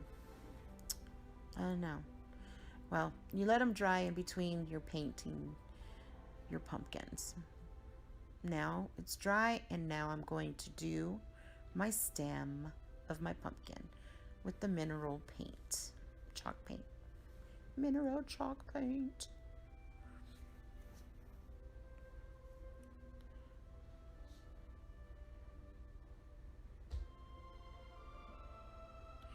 I get my paintbrush, and I am just gonna paint the bottom of the pumpkin stem. I have more control over it than the sponge brush, because the sponge brush would be all over the place. So I'm using the paintbrush just so I can make it look a little, I don't know, rounded at the edges. I wanted to make it, I don't know, you do you. Like I said, you guys know what I say, right? It's your signature. Do you. Just have fun doing it.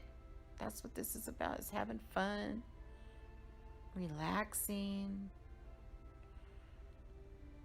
Put some music on and just a glass of wine, tea, coffee, lemonade.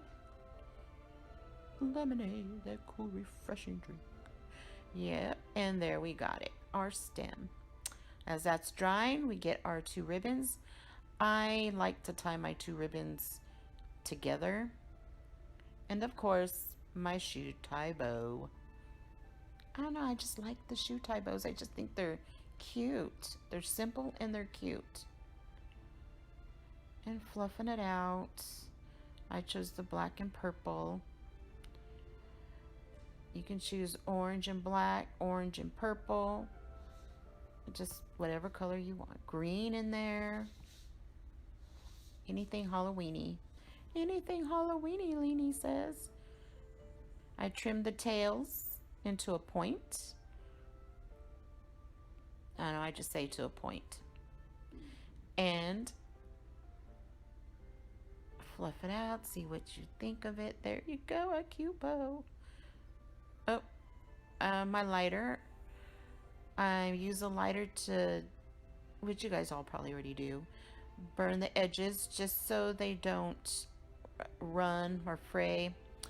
Real quick one. Watch your fingers, be careful. There you go, our bow. Now I'm getting some of the little medium-sized thick twine. I call them medium thick twine. It's not nautical thick, it's not the thin twine, it's right in the middle twine. But anyway, I'm tying that into a shoe tie bow, and you just size it on top to see how you like it on your, they're just going to be friends now. We're just going to put them on top. Yep, there we go. Glue them, put them together, layer them, trim it.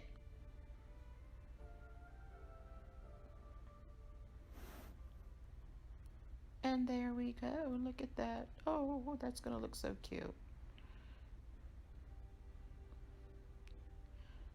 There you have it. We're going to put a little bit of glue in the middle, in the center, and put our twine bow on top. And there you have it. They're best friends. Look at that. They're all together. Now, we're going to do some Mod Podge. We're going to put a thin, or, you know, just a simple, not too thick, but I put some Mod Podge on the pumpkin, not on the stem. I just put it on the pumpkin so we can put our print on top and have it start drying. I hope I make sense to you guys. Sometimes I babble, I get tongue-tied, I say the weirdest things, I know. It's Eileen language, I tell you. Welcome to Eileen's world. Hopefully I'm not too confusing. And look at that, placing the witchy poo on my pumpkin. And you just smear your fingers all over it, pressing down,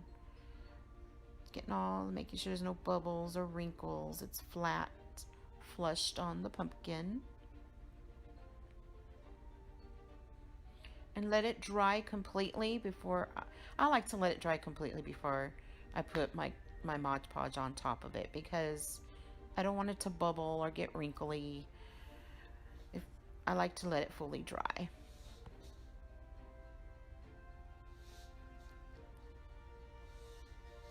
See? So far.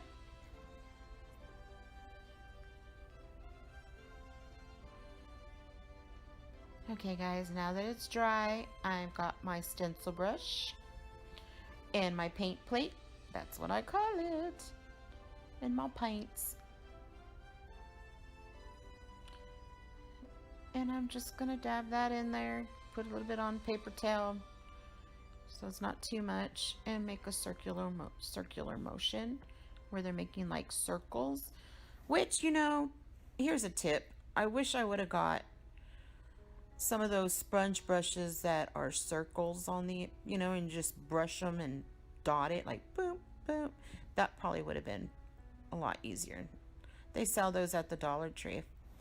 Maybe you guys want to use that instead of this if you like. I mean, this is good, but that probably would have been really ideal for this project.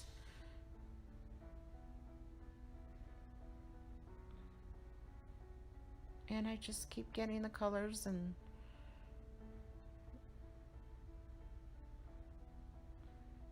now I get this a small paintbrush and make smaller circles. I wanted it to look like a cauldron, a witch's cauldron, you know, bubbles. That's what gave me my idea, was bubbles, you know, and like a cauldron. And I just thought, you know what, I want to make them so colorful, whimsical, magical.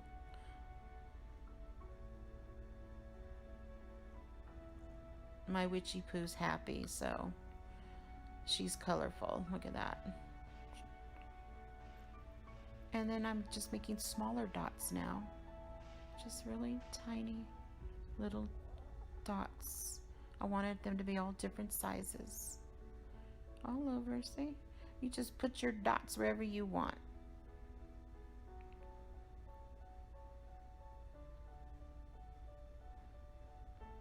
You look at it and just say, huh. Put one there, put one there, put one there. Oh, I'll put one there. I mean, I can go really crazy and just put them all over the place, but I was trying to contain myself. There you go. See, look at that. Yay! Now I got my black paint pen, and I'm making little dots, different sizes. Medium dots, small, tiny little speck dots. Little specks. Look at that. Tiny. Yep. Little, just dot.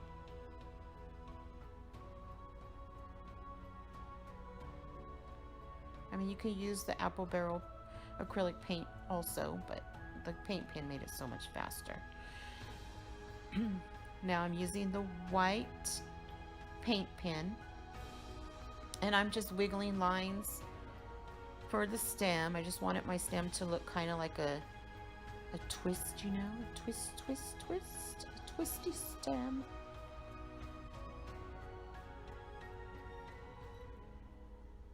Make it look like it's all like a puffy little twist stem. Real cute. Look at it. Doesn't have to be perfect. We're having fun, relaxing. And we're just now putting little C's in the bubbles. In the larger circles, I'm putting just like press like a little dot and then like a C motion, like you're making a C. You know, A, B, C, like a C. We're making some C's. C's in our bubbles. To make it look liquidy, you know, like the bubbles are flowing up. Look at that.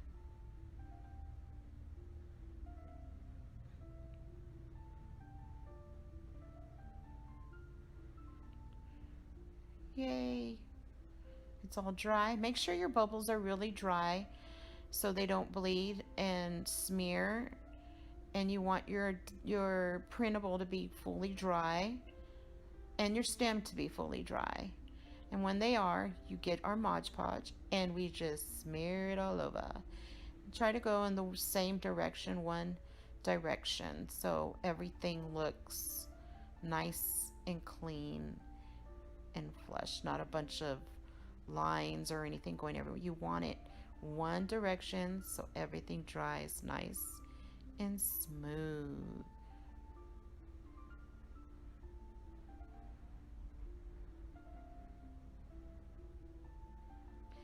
Now after that's dry, we get the same rope. I use the same rope that I made the bow for the bow. And I am just putting a little bit of glue on the tip and at the edge of the stem of the pumpkin. And you press down. And after that, you just start putting your glue along the side and your rope, follow it along, all on the sides. Be careful you don't burn your fingers because the glue is very hot. We all know that. I'm like a worried mama. Careful for your fingers, it's hot. Don't burn yourself. You gotta be careful. And you just put it on the edge, put your rope on the edge, and just follow along. We're going to do this till we get to the other side of the stem of the pumpkin. You know, I was looking, and I think the nautical rope from Dollar Tree would look really nice on this project because it is thicker. I should have used maybe a thicker rope. I mean, this is still nice. It still looks cute. But the thicker one would have, I think, looked really cute on it. Yeah. It's funny, you can look at things now after you're done with it and say, I could have did this. Or maybe I should have did that. So hint, hint. I'm giving you guys all these hints now. Just dress it up more. Put that nautical rope on it. Oh, and there's the bow. We're going to glue the bow down. And another tip I just noticed right now, and I'm looking. If you get the little Velcro dots at the Dollar Tree or at Walmart, you could put it on the back of your bow. And then when Halloween's over, pop it off. And have another bow on the side. And flip it over. And use the Thankful Blessings for Thanksgiving. And have a Velcro bow on that. And you can remove them and just flip them each side. Just a hint, hint. And there we go. Look at how pretty our Witchy Poo. She's so cute. So colorful. Now I'm placing back my string so I can hang it if I like. And there we have it.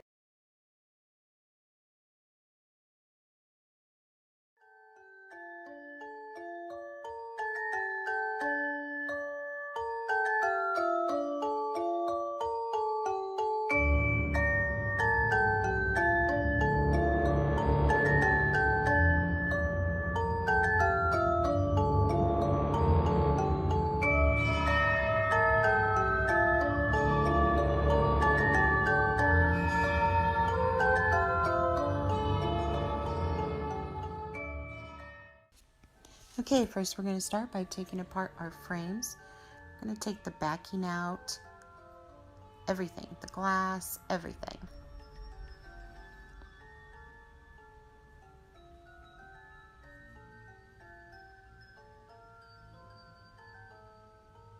Now we're going to lay them out and we're going to spray paint them with white paint. You can spray paint them or you can use the Waverly white chalk paint, which is really good, and paint them also. Paint the legs, they're little wooden knobs, and I use Waverly white chalk paint for that. And you just put them aside and let them dry. We turn our frames over when they're dry, and we're just going to pull out the little tabs.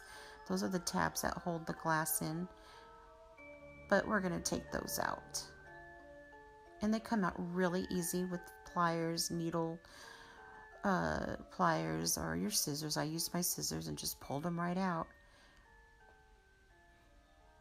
And then you put your E6000 right on the edge, on the inner edge, and we're going to put our glass right in. And I didn't really go through the whole thing. I just put E6000 a little bit here and there so the glass will stay. And there we pop our glass in. Get the hot glue gun, and I just put glue in the corners just to make sure to have some little more secure, the glass a little more secure. I take one of the backings of the frames and I take all the little hangy tabs off. I call them hangy tabs. I take those right off in the arm to stand your frame. I just took that off and they come really off so easy. And put it aside, and now we're going to do our frames.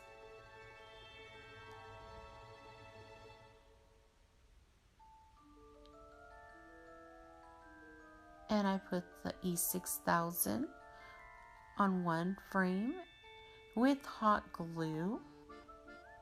Hot glue over the E6000 works great because it bonds it quickly and it gives the time for the E6000 to dry and glue and, you know, hold it tighter.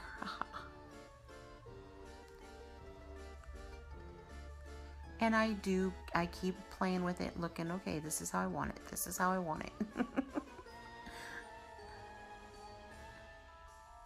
So one gets framed, see how you glue one's in and one's out.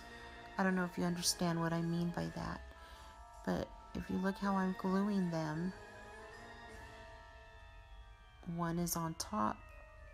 One side will be on top of the frame on the inner, and one side will be on the outer. You want it to be a complete box. See how that side goes in and that other side goes out, up on top. One goes in and one goes on top. And you just follow it until you get your box.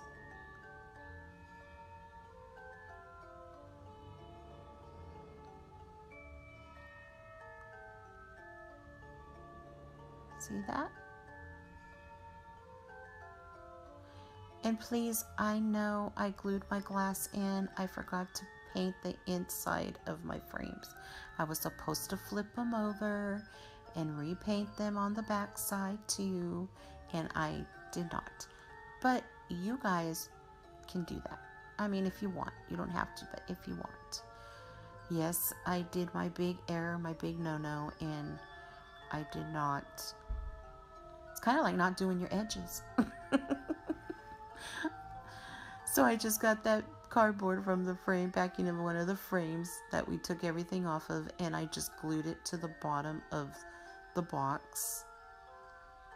And then the excess that's hanging off, I just got my box cutter and I just went along the sides and cut them right off. I'm sorry. I know, you guys. I know. Shame on me. I know. I thought I was recording and I noticed I wasn't. And I was like, yeah, I know. I had to kick myself in the bum because I was just really upset about this. I'm really sorry. But I glued the legs. After I glued the bottom, I glued the legs to the bottom of the box on each corner with the glue gun. I did not use E6000, which you can use both, but I just used my glue gun for that.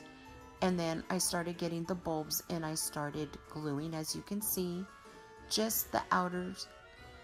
I left like a hole inside the middle of the frame so I could put a candle if I like, or lights in there, and I just started gluing them on top of each other, the bulbs. And I got some glittery pumpkins with different sizes and started gluing them on top. I got some batty little lights from the dollar store Dollar Tree, and I just started putting them in all the little holes where there was little gaps, and it looks so cute. So that's one idea. And then I started playing with it, and I thought, what would this look like? And I got my little fairy lights that are wrapped around with twine. I got from the dollar spot from Target, and I like the way that looked too. So I was like playing with it. So just play with your project and see what you like. It's all about what you want, what makes you smile, what you're happy with. Now I got some ribbon, my ribbon, and I just put glue along the edge of the box, top of the box, and I put my ribbon and just glued it on each side.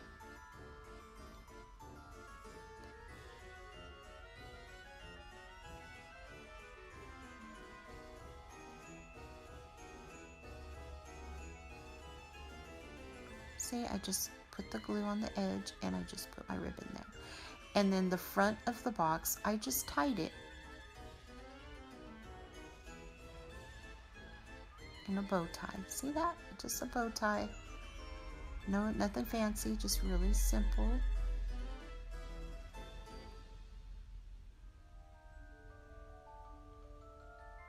And then I put some glue just so my bow don't slip, just so it stays nice and tight up in the front.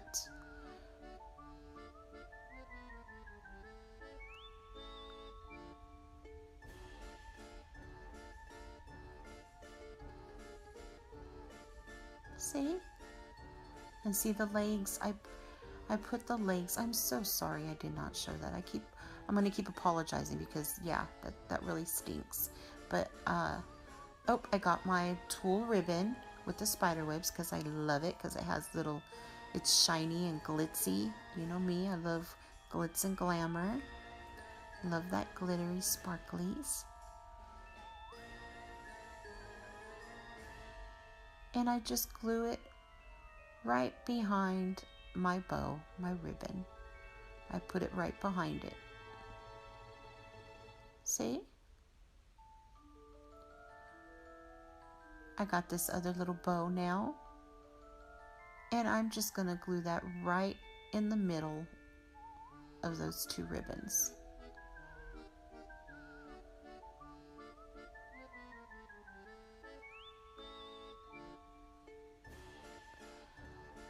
Now I'm gonna get my little spider. Well, it's not that little. I mean, if I seen that thing crawling in my house, I'd probably wig out. I'd be like, oh my god, eek. Yeah, that'd be kind of creepy, that big. Unless it was a pet tarantula. I don't know about that, but I think that'd be kind of cool. Anyway, I glue that in the center of all of the ribbons, all the bows. He's cute because he has little glittery legs. See that? Aww. And there it is.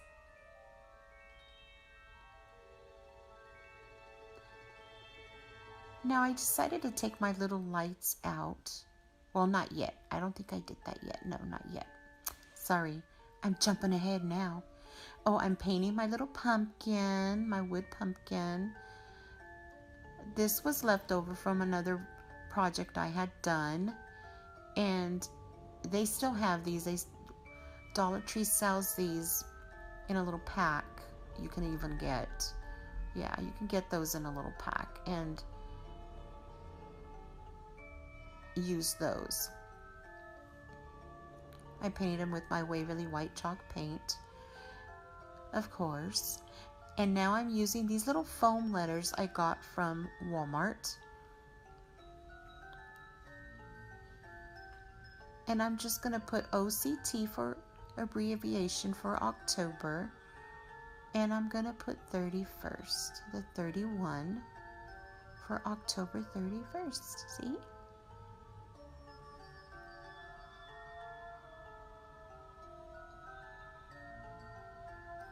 All Hallows Eve.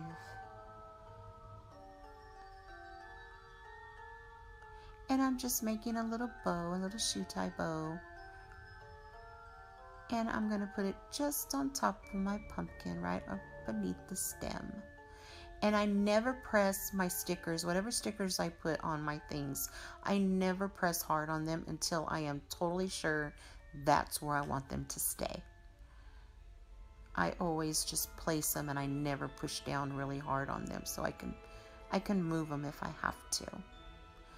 So now I'm putting some glue on the bottom of the pumpkin and I'm putting it right on the bottom of the frame.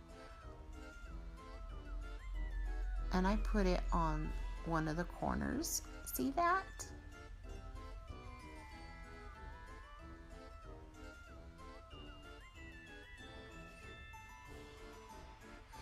I wrapped my lights all around the box. I wanted it to be different.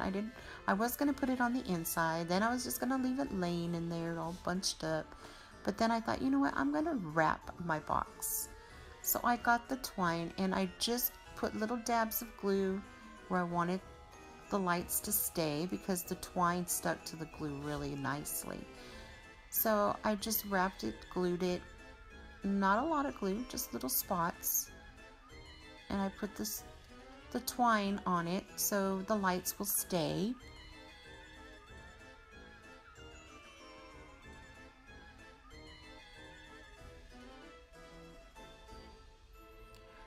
Now I got some cardboard left over from what was inside the frame.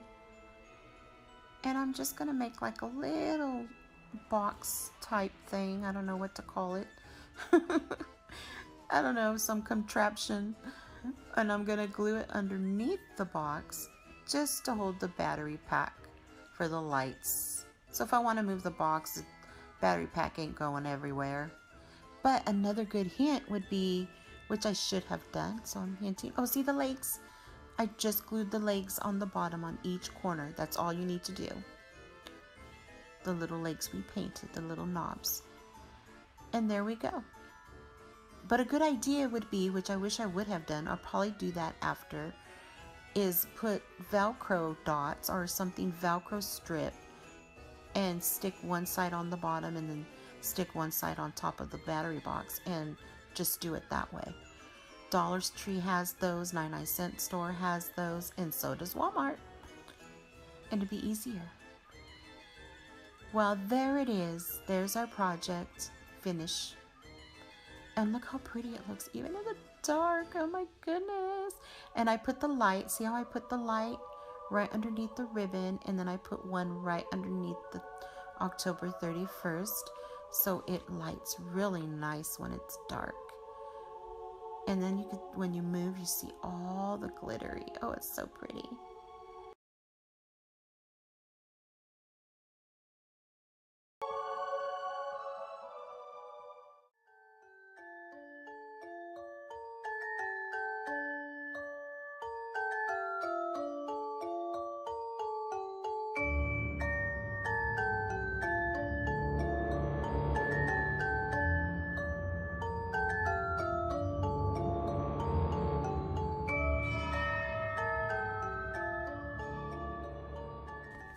Okay, we're going to start by using our Waverly white chalk paint, and we're just going to dry brush it. I know it got a little bit on the paintbrush and just started getting my sponge brush and just started taking it off that.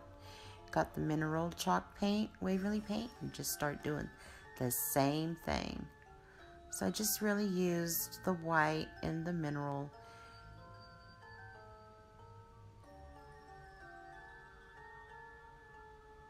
Put that aside to let it dry. And now I'm just using the Harvest Orange Apple Barrel acrylic paint, and I'm just painting my letters now. And I'm first painting the top of my letters just to give it the orange background that I wanted. And these were a steal, you guys. I found these for 25 cents each on clearance at Walmart. So I was really ecstatic when I found these.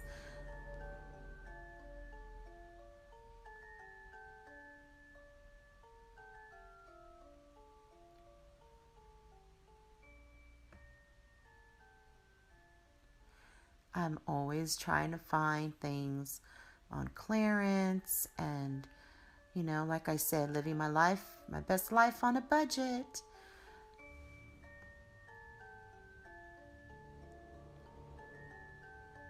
So I did 2 coats of the orange. And now I'm just going to use my Apple Barrel acrylic black paint, and I'm going to do the sides and the inside of my letters. You know me and my sides, gotta have a finished look. Don't forget to do the inner and the outer.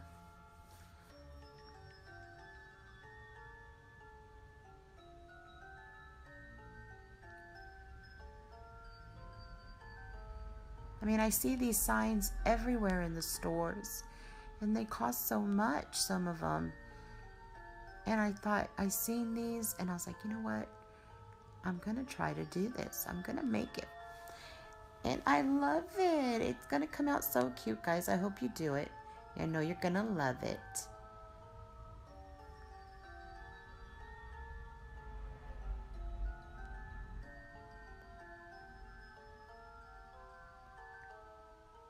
I love the traditional colors, the black and orange, and I like to throw sometimes a little bit of white in there, purple or green. But I wanted it to look like a haunting sign. Ooh, boo. So now I'm doing the inside with the black. I'm not being really careful because I'm just gonna kind of put some, or see that, putting some orange around it. And I dab it onto the napkin, and then I'm just doing it in a little tap motion again. Just do it like that. Just hear that in your mind. And I do the same with the O's. This is such a quick project. Really fast.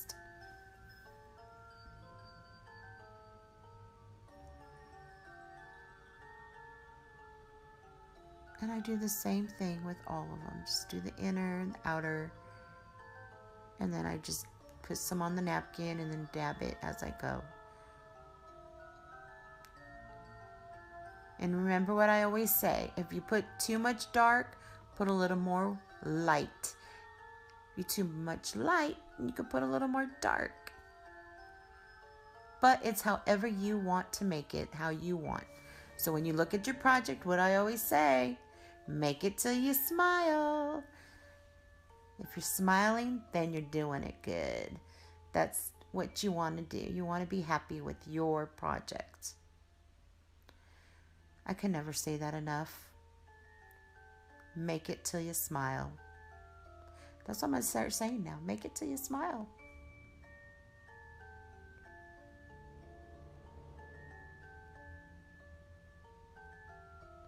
See how I added a little more orange?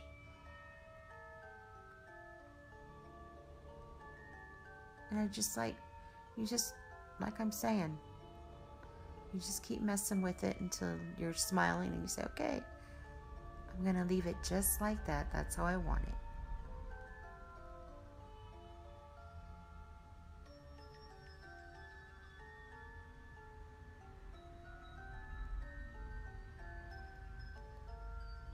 You know what I like about this Apple Barrel paint and the Waverly paint is they dry really fast. You just put it aside for a little bit and it dries really quick. Now I just cut a piece of that ribbon just to fit the bottom of the board. I didn't put it all the way to the bottom. I just put it, maybe you could say what? I didn't measure it, I'm sorry. I'm not a measuring girl. I never measure. I'm a visual person. I just do as I go along. Yeah, I know. Sorry about that. That's just how I am. But I'm pretty sure you guys can tell how far it is from the bottom to the... Now I got the nautical rope. And I'm just putting glue along the edge of the board and just gluing the edges of the nautical rope. I love that nautical rope. I really do. You add that and it makes anything look rustic. And now I'm just hot gluing. And I did add some E6000. I did end up putting that because here in California, that's where I'm at, it is still runs in the 90s here, upper 90s. I know October and we're in the 90s. And I want to make sure that my wood letters and everything stay really nice and tight and put. Sometimes the heat, you know, heats up things, and the sun beating down on something makes it soft if it's hot, just hot glue. So I like to put my E6000 also with that. I cut a little piece of rope when I put my arrow, my wood plaque up there. I wanted it to look like it's hanging. And when I put the rope there, I added that little piece there just to double it on the top, just to hide that little edge there and hold the string really good.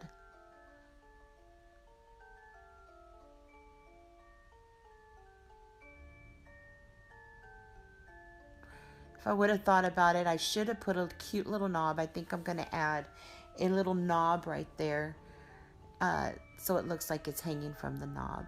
I did a shoe bow tie and I put it up on the top. I ended up doing that. And those decal stickers, all I did was put the Mod Podge right behind it, painted it behind each decal, and just slapped it right on. And I'm telling you, it stayed beautifully. I didn't even have to go over it. And there it is. That quick, guys. It's really quick. You put your decals the way you want, like I said. You take them off and you just put the Mod Podge right behind it.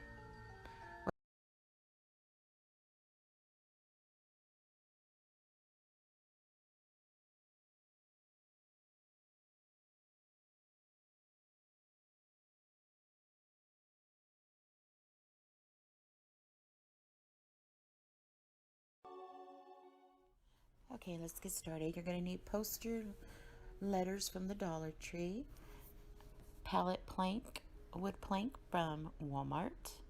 Get that in the crafting stencil section. We begin by putting letters saying Witch's Brew on our wood plank.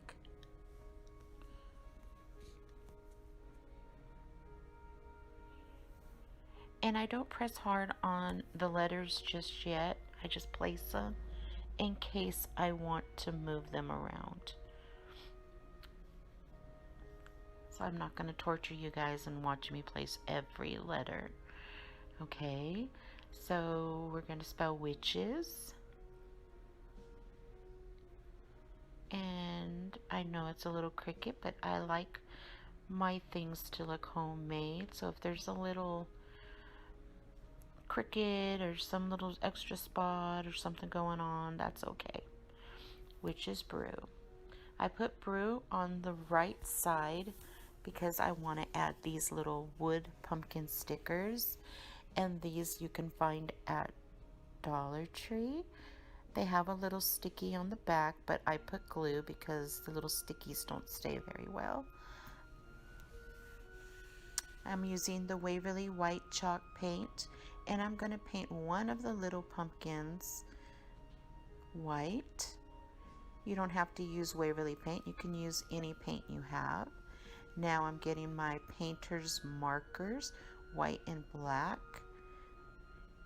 And I'm just going to put spots all over this little orange pumpkin. I love dots. Polka dots are so fun.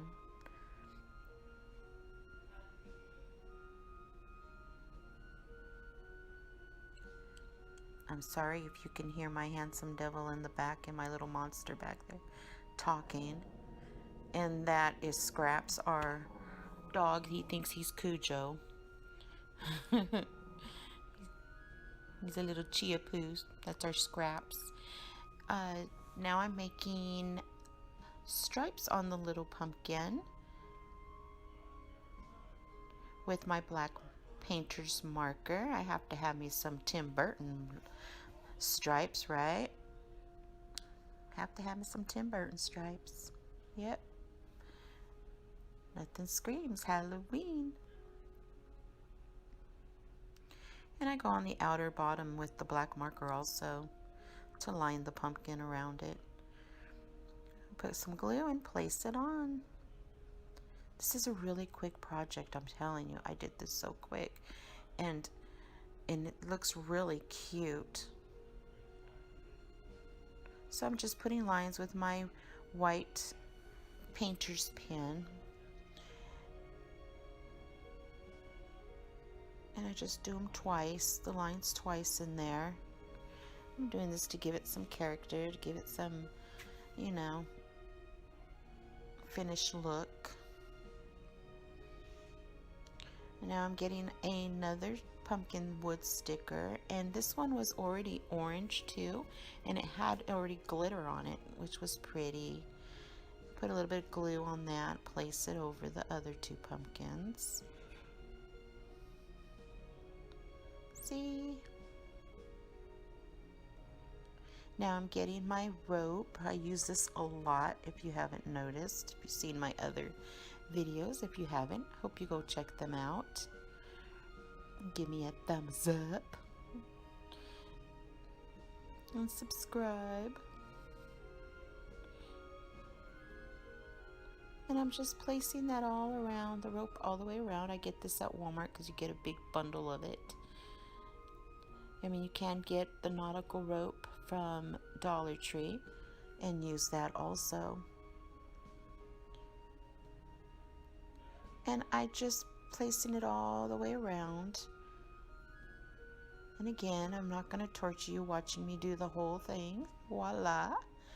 Magic, like I say, it is done. See? And then you're just going to cut the trim, cut it where you want. See? End it, trim it. I don't know. It's been a long day. And there you go. All done. Easy as that. Easy peasy.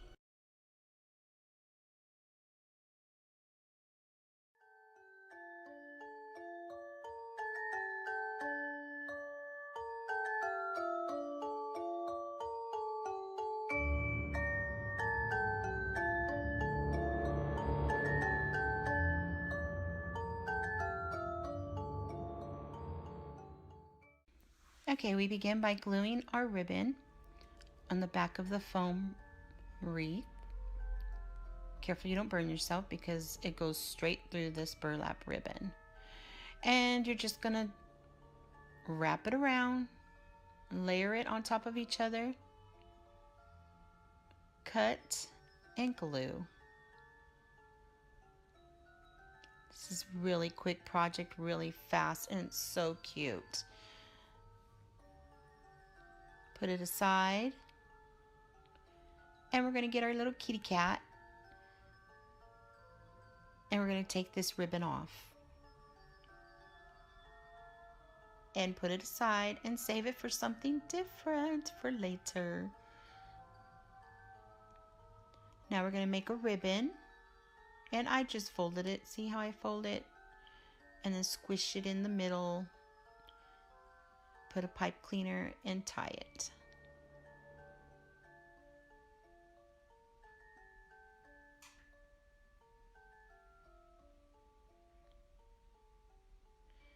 Hot glue on the back and just hold it real tight. You'll see a little plastic line in the back, and I just pressed real hard on that. I just pressed it firmly to catch that piece.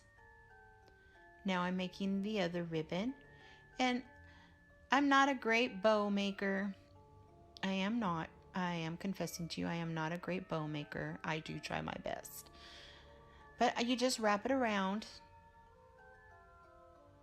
See how I did it? Wrapped around each other. And you cut just small little slits inside on each side. Put your pipe cleaner, after you squish it, put your pipe cleaner in there. Twist it, and then we're going to fluff them out.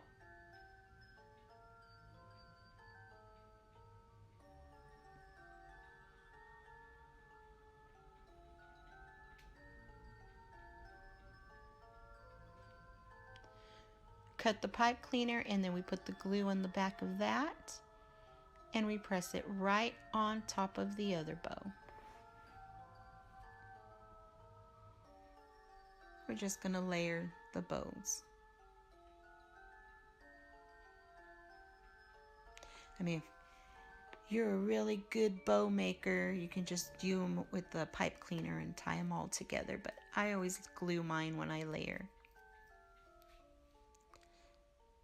Now I'm just making a shoe tie bow. A simple bow. I love the simple bows. They're so much easier and quicker.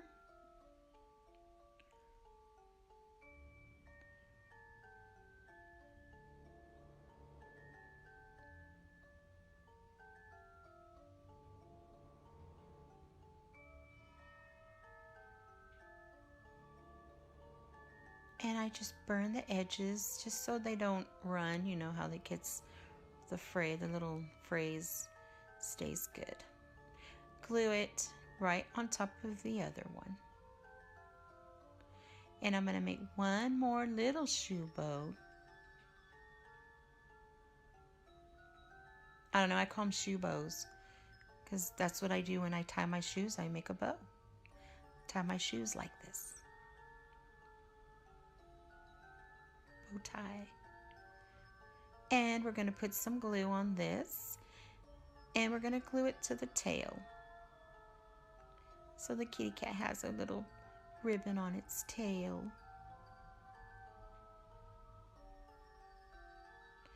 We get the wreath that we put the ribbon around. Now, I hope this isn't too tricky. I mean, it's really easy, but I don't know how to explain it, so I might confuse you a little. I don't know. You guys know how I ramble. We are going to put the pipe cleaner through the kitty tail.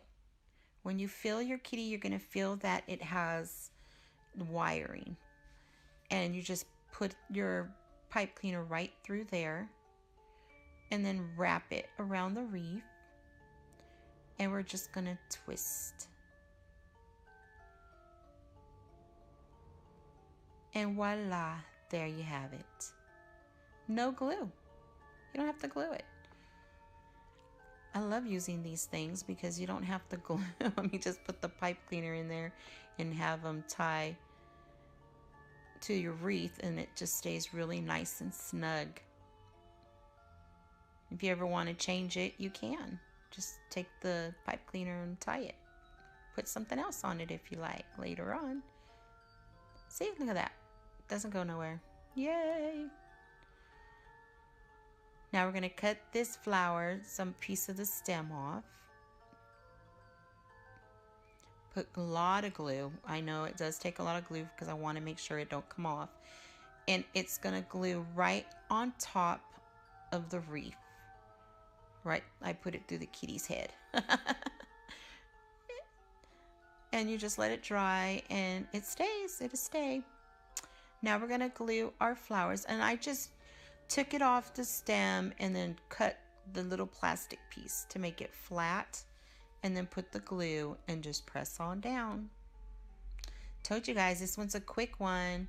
Quick and easy. And it is so cute.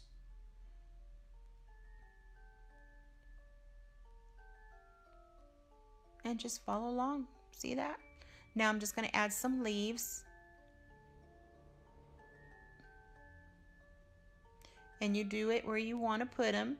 Like I said, this is your project. You smile when you make it and be happy with it. So you put your leaves the way you want and your flowers. You don't have to use the same colors, whatever colors you would like to use.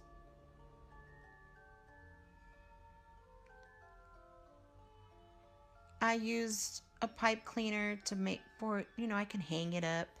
I mean, I guess you could use the string the cat came with on its head, but I cut mine off, the string off the kitty's head, and I just got a pipe cleaner, turned it around, and then twist where it made like a little circle hook. See that?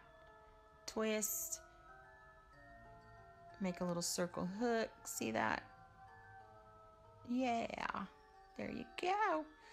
And then I'm going to glue it just so it don't move. It stays in place. And voila, we have a little kitty reef. Look at that. Isn't she cute? Oh, you guys know you love it. I love it. I think it's really cute. It's easy, fast. Yeah. I hope you make this. Okay, we're going to begin by spray painting our whole entire Tide Pod container all white and with using Waverly White chalk paint, just so I don't have to use a lot of my Waverly paint. Now I'm putting some of that Dollar Tree spackle right into those holes where I removed the tag where this pumpkin came also from the Dollar Tree. I'm using pumpkin orange acrylic paint just to cover the entire pumpkin.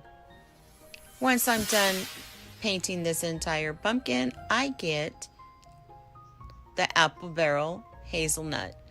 With the hazelnut, I did mix some Waverly White chalk paint with that, and I dry brushed the whole entire pumpkin.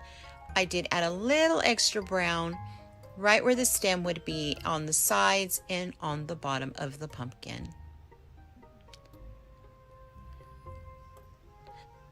This lovely challenge is hosted by my wonderful friend Nadia and the beautiful crafting cousins. Please go check their channels out. They're awesome, awesome DIYers. Lovely, lovely. I know you'll be happy with their channel, what you see there, for great inspiration and great ideas.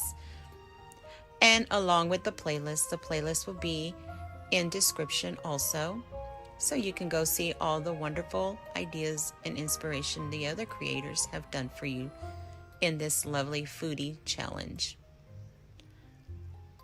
Now I'm just getting this extra little scrap piece of paper, and I just press down on the nose really hard, cut the nose into the triangle, put some Mod Podge, and I just press down. And there it has my nose. It has a nose, not my nose, it has a nose. Now I'm getting some paint and I'm just darkening where I had lined my swirls.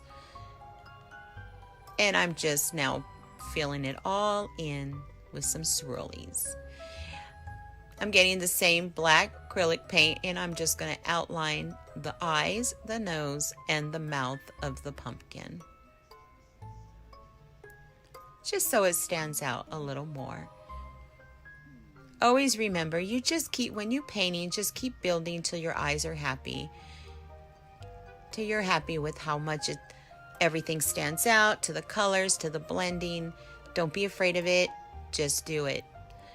And don't forget, if you put a little bit too much or you don't like a color, just paint over it with a different color until you are happy with it. Easy as that. So now I'm using yellow paint and I just put that inside the mouth of the teeth where the teeth were, just to give it some glow. And I'm darkening now the lines with some black paint and some of the brown, the hazelnut brown, and some white.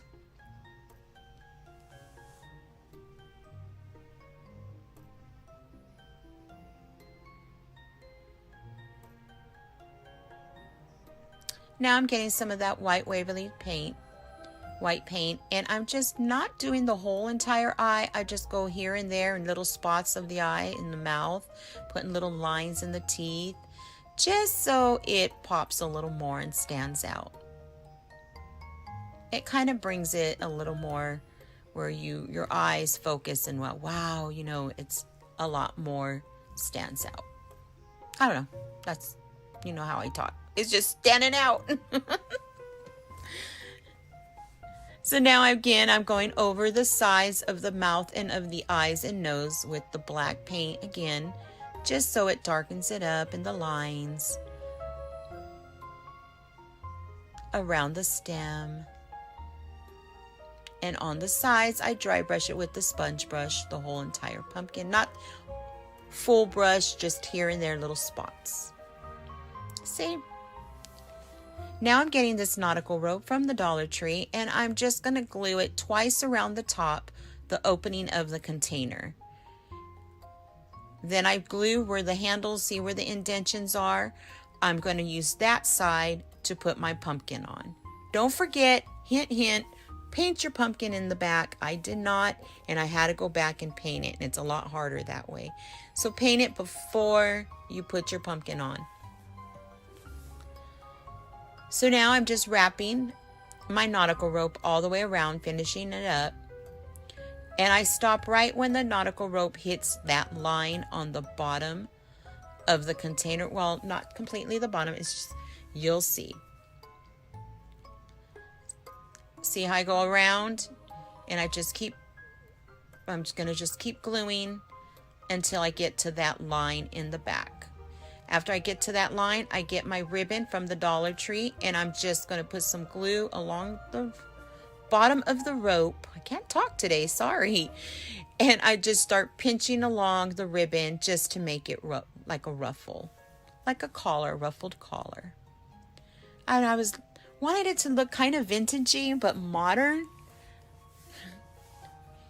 So I was going to use styrofoam inside my container, but then I ended up using bags in case I ever want to change it out and do something else with that container and pumpkin.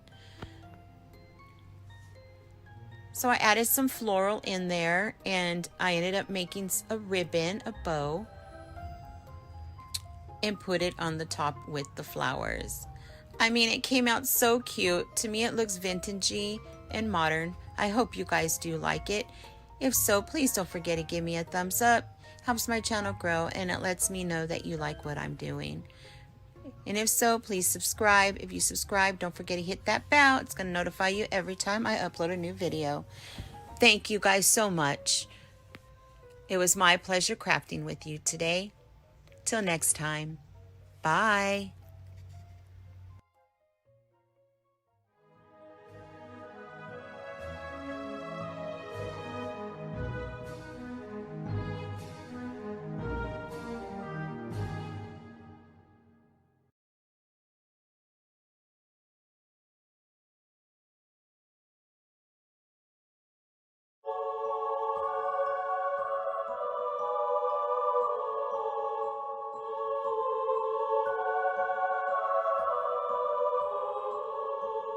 Okay, first I start by painting my letters. Is in. Make sure you get the sides really good. Insides, all the sides. You can find the letters at Dollar Tree, and you can find letters at Walmart. Personally, I like the Dollar Tree letters for this project better, but the Walmart ones were just fine too. Now I'm cutting out the decal, and I'm just going to cut the little hearts out so I can make this into like a little witch's cauldron.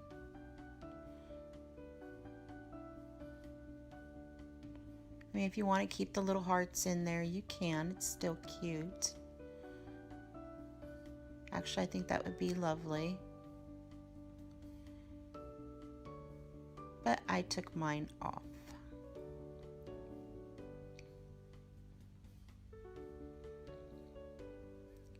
You stick it on the bottom of your canvas. By the way, that's an 8x10 canvas. You can find those at Dollar Tree, or you can get a 2-pack at Walmart. And just stick it on there and press on it. Get the back of your fingernail, your thumbnail, and just push on it, you know, making sure it's stuck on there really good. See? You get the other you get the other decal where it says blessed, thankful, and grateful, and it has 2 like leaves on there. I just cut the TH from thankful,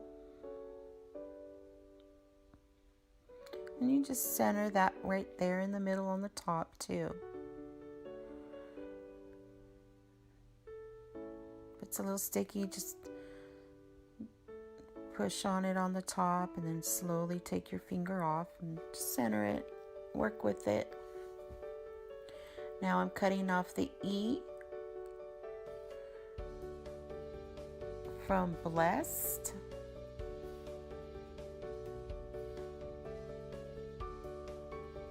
And it should fit perfectly with the TH, where you don't even notice it's, and you just write the.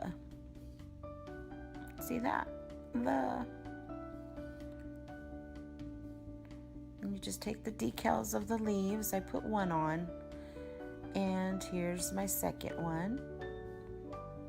Do the same thing on both sides with the leaves, and just place them on both sides. Really cute.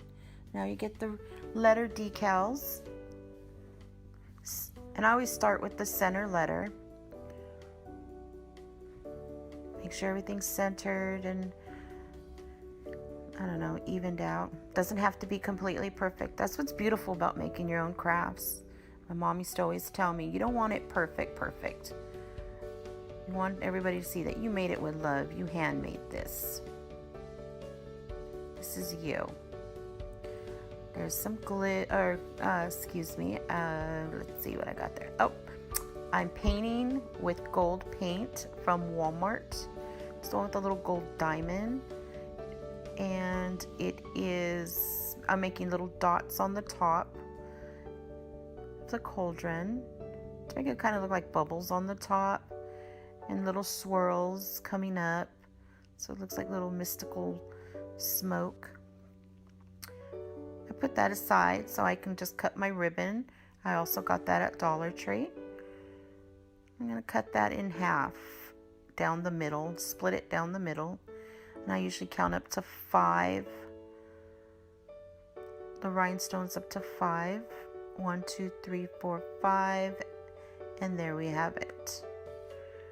It's ready to be put on. I put that aside so I can bring the picture back. So the gold paint is dried.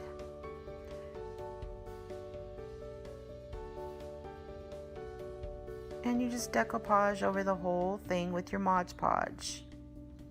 You don't have to press hard, just lightly dab it on and smooth it on. I like to go one way, make it one angle, so you don't have a bunch of lines going all over the place. So you just do it, brush it on in, and see, make sure those letters, you get between the letters, you dab it all in, and then you smooth it out. However you like, whatever you feel comfortable, however technique you want to try.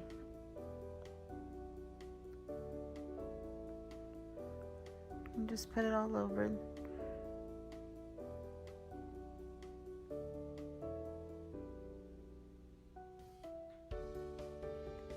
And if some of the decal wants to stick up a little bit, you just put a little bit of the Mod Podge underneath it, and then you cover it with more Mod Podge on top, and it'll start sticking. You just put your finger over it a little bit and it'll stick.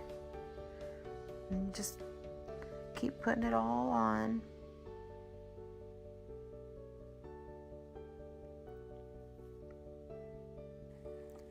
And you let that dry. Once it's dry,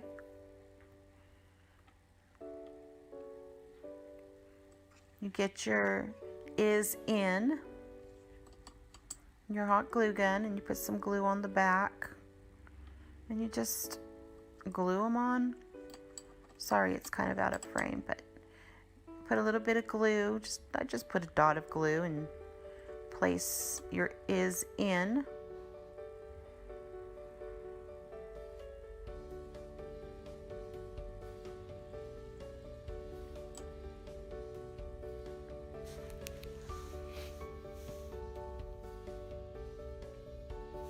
And there's a little diamond strip I cut. There's 5, 1, 2, 3, 4, 5. You just put a little bit of glue on the line of the cauldron.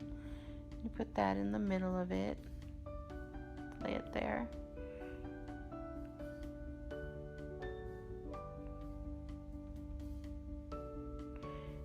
And Those are 3 little star gems.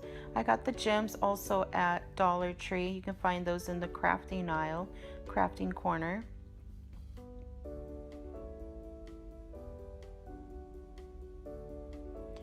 And I just used 3 of those.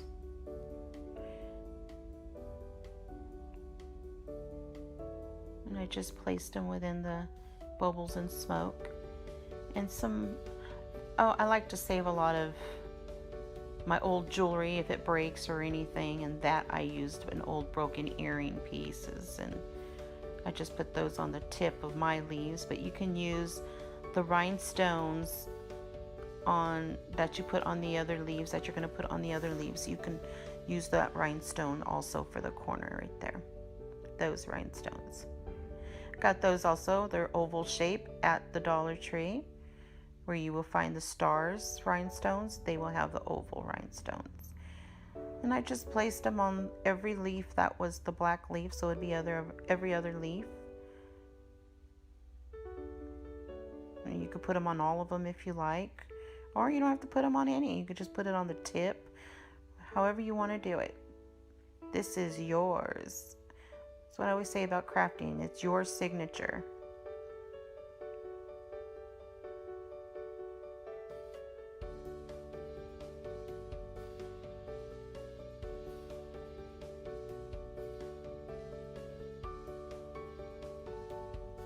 I think it's glitzy. I think it's cute. It's fresh, but it's also fun looking. I don't know, I really liked it. There you go. I hope you like this one.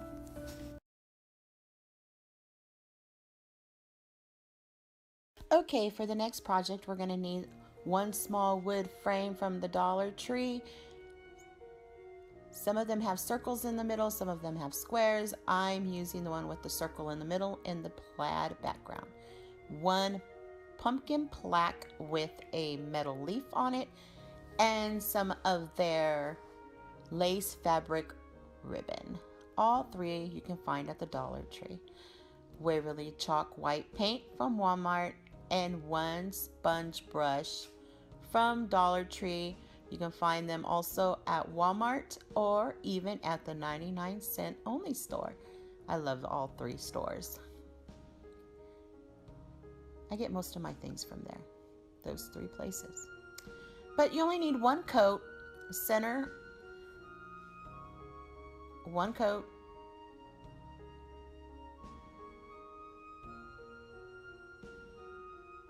Make sure it dries all the way, that's important. First coat always needs to dry, fully dry, just so it don't get all sticky and tacky when you put the second coat.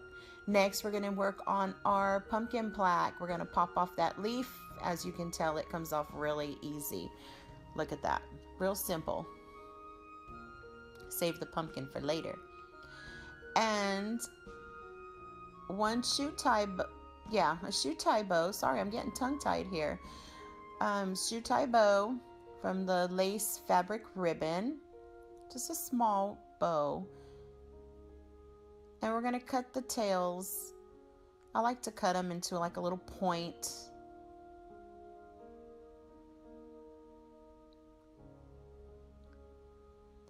There you go. I just trimmed it. Give it a little trim. And then we're going to put it on our pretty little metal leaf. 1 dab of glue, and there you have it. I like to put things a little crooked. You know me. You'll get to know me. I'm a little weird sometimes. Look at that. Isn't that cute? Oh. Okay. Now we're on to our second coat. Again, Waverly chalk white paint. And we just paint the circle again. I only had to use 2 coats.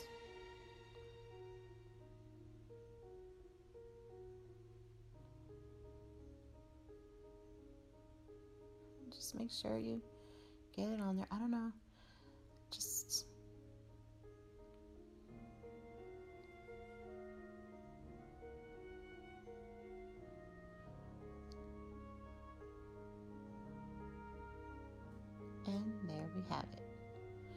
Now I am going to use the Apple Barrel Black Matte Acrylic Paint from Walmart. And I just need a teeny bit of the black I used, just a little bit. And I mixed it on the side and dipped my brush a little bit in the white chalk paint and just started dabbing from the outer circles going towards the middle. And then I just go in and out of there. See that? Just dabbing. And it's okay if your paint was a little wet still, because that's what we wanted. We want it to blend all together. See that? Now we're going to work on the sides. And the same, I'm using the same sponge brush.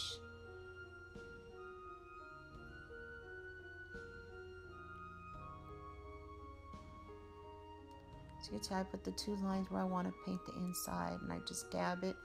And I want it to be like going dark in the middle, like more of the white in the middle and fading out to the black. And I know it's probably driving you guys crazy. I do know, and I am aware that it is not even. I did not want my lines or my stripes even. I was going for a, you could say, Tim Burton-y, Beetlejuice, Nightmare Before Christmas kind of look. You know, I'm a big fan of Tim Burton. I'm a Tim Burton fan. So anyway, I paint that, I just dab it, and then I kind of like fade it out into the black, where it's just, I just did it with a light hand dab.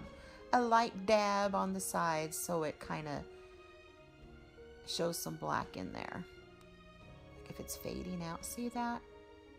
Sorry, my angles are terrible. I'm really sorry about that. Wow. But you get the idea. You see the sides and you can tell what I'm going for.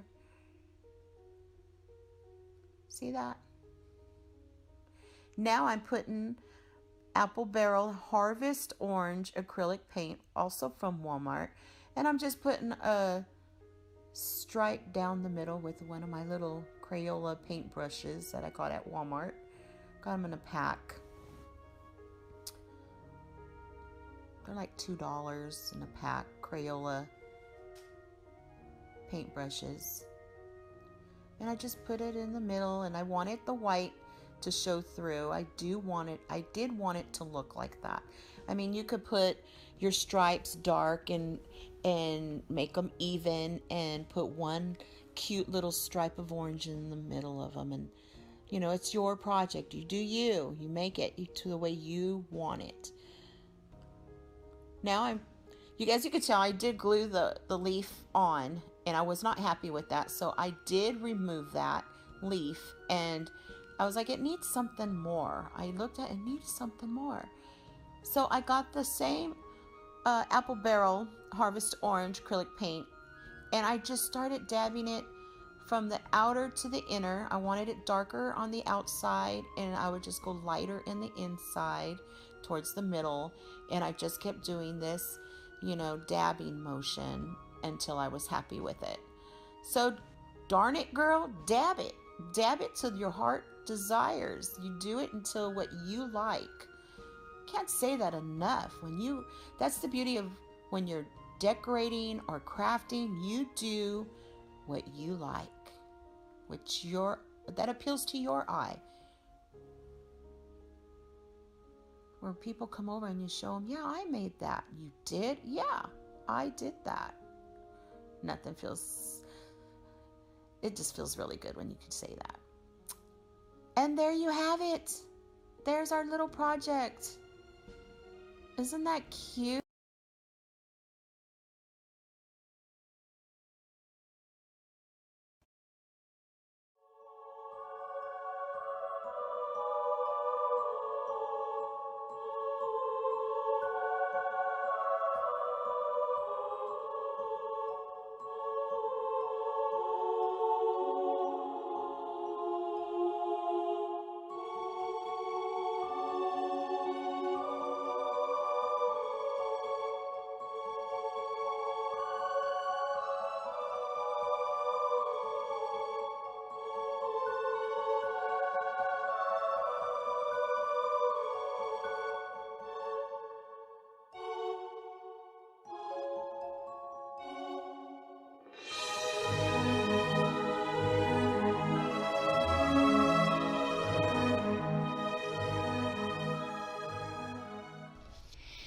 Okay, we're going to start by painting the inside and outside and the edges of our box, our frame box, with the Waverly Chalk white paint.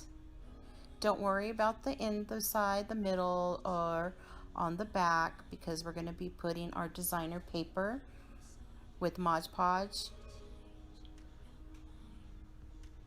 and you won't even be able to see that. I did 2 coats, and when I'm done, you just put it aside, let it dry. Now we are putting our glue on our popsicle stick and our fabric, and we're just going to pinch it close together like an accordion.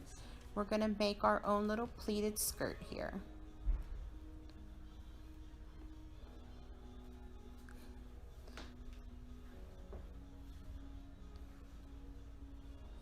See that? You can sew it with a sewing machine or stitch it and then glue it to your popsicle stick, but I just did it this way.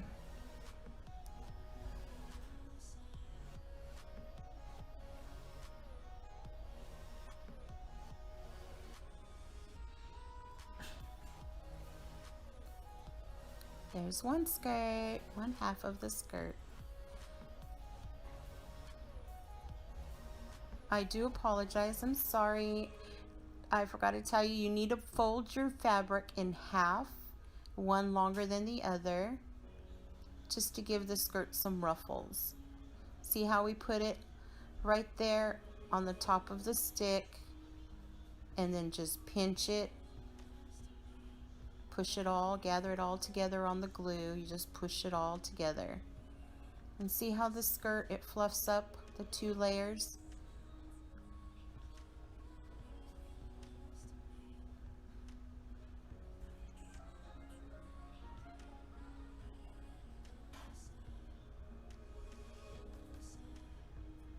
And there you go.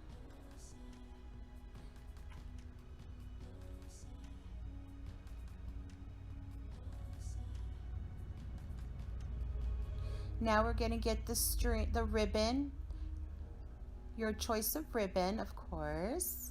I picked orange with white polka dots. Thought it looked really cute with the buffalo check. Well, I left one of them with excess ribbon on the sides. I did not measure that, so I'm sorry, but you just use excess ribbon on one, and on the other, just, you don't need the excess ribbon. You just keep it to what the skirt was. We Mod Podge the back of our box, put our paper on that. Now I'm writing trick or treat with my white marker pen, paint pen, and I just did it twice. I went over it twice. Put some Mod Podge in my box right there, box frame, put the paper within, and then just press down on that.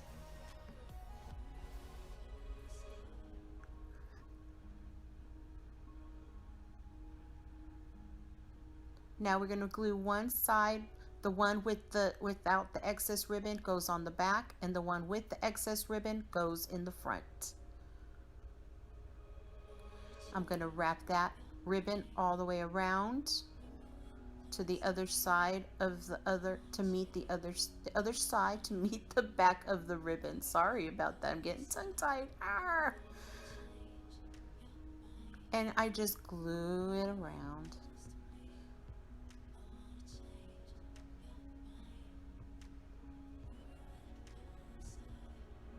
Now I'm going to get the hat, and I'm just hot gluing the hat in the middle on the top of the box upside down, because I want my witch to look like she's doing a trick, doing a cartwheel. Now I got some ribbon, and I'm just making a V shape. I put a little bit of dot of glue there, folded it into a V shape, put some glue back on my spider ribbon, and now I'm going to glue it to the hat.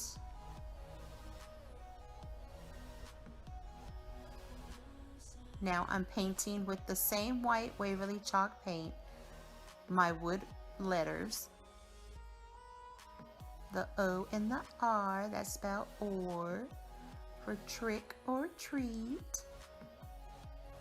Yes, my hands are filthy dirty with paint, but that's okay because I'm a crafter. It's okay to have paint on our hands because we could just wash it off with soap. I don't know, that's how I view it. When they're dry, you just glue them right onto the hat. Middle of the hat.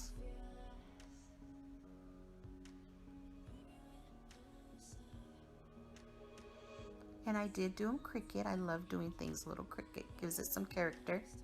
You get one of the little puff balls and we're just going to glue that right on the tip of the hat.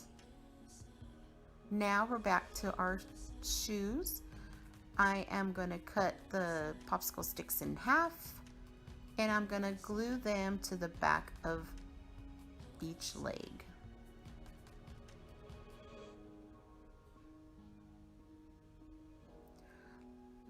When you get this witch garland, the feet do come together, yes, and I snapped mine apart. It snaps really easy. I just snapped them with my hands apart, and it was really easy. Now I'm painting those popsicle sticks with the same white paint, chalk paint, and I do the front and the back. The same ribbon I'm using, what I used for the spider bow, I'm using to make little ruffled socks. Little ruffles on my socks. And I'm using the same method what we did when we made the skirt. Put a glue line on there and then just gather the ribbon. We just pinch it, gather it together. See that?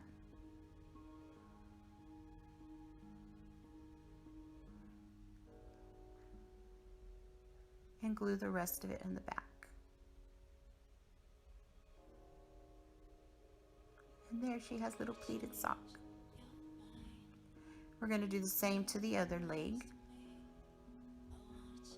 Put a dab of glue and see we put a strip of glue down. And I'm just going to gather it on the bottom. See how I'm holding it down at the bottom and we just gather it all together. And it makes a little ruffle.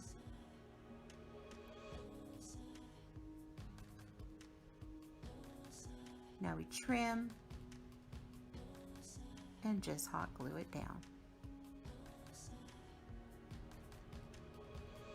Now I'm getting the wired ribbon, and I'm just going to wrap it around the stick. Cut, and then I just put some glue in the middle and just fold it on over.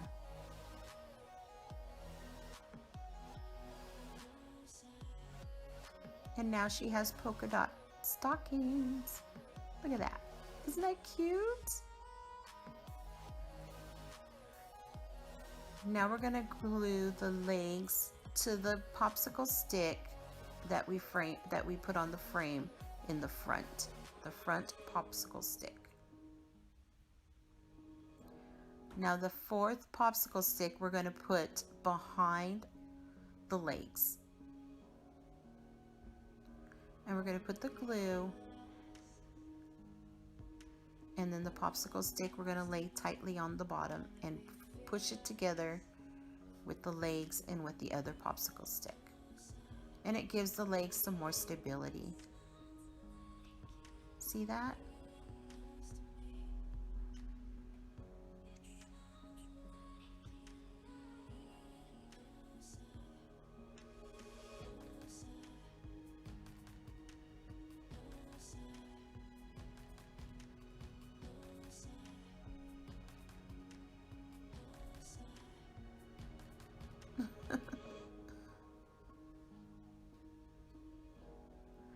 Now the tool, I did not measure my tool, I just cut pieces and I twirled the ends, put glue on the end, and I just push it on in there in the middle behind the legs, and I put it in the middle on top of the frame, and I just push on in there.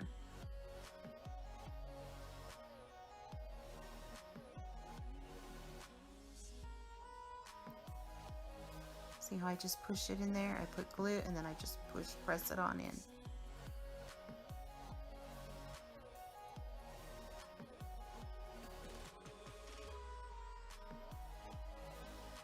And I just use three squares, I guess you could say, of the orange tool.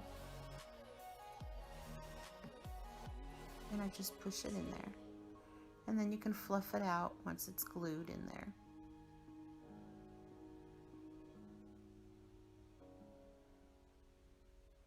And then you just get the last two puff balls, and I'm just gluing them on the tip of each shoe.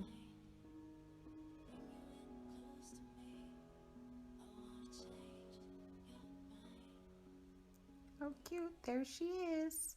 And that is our end result. Voila, she is done.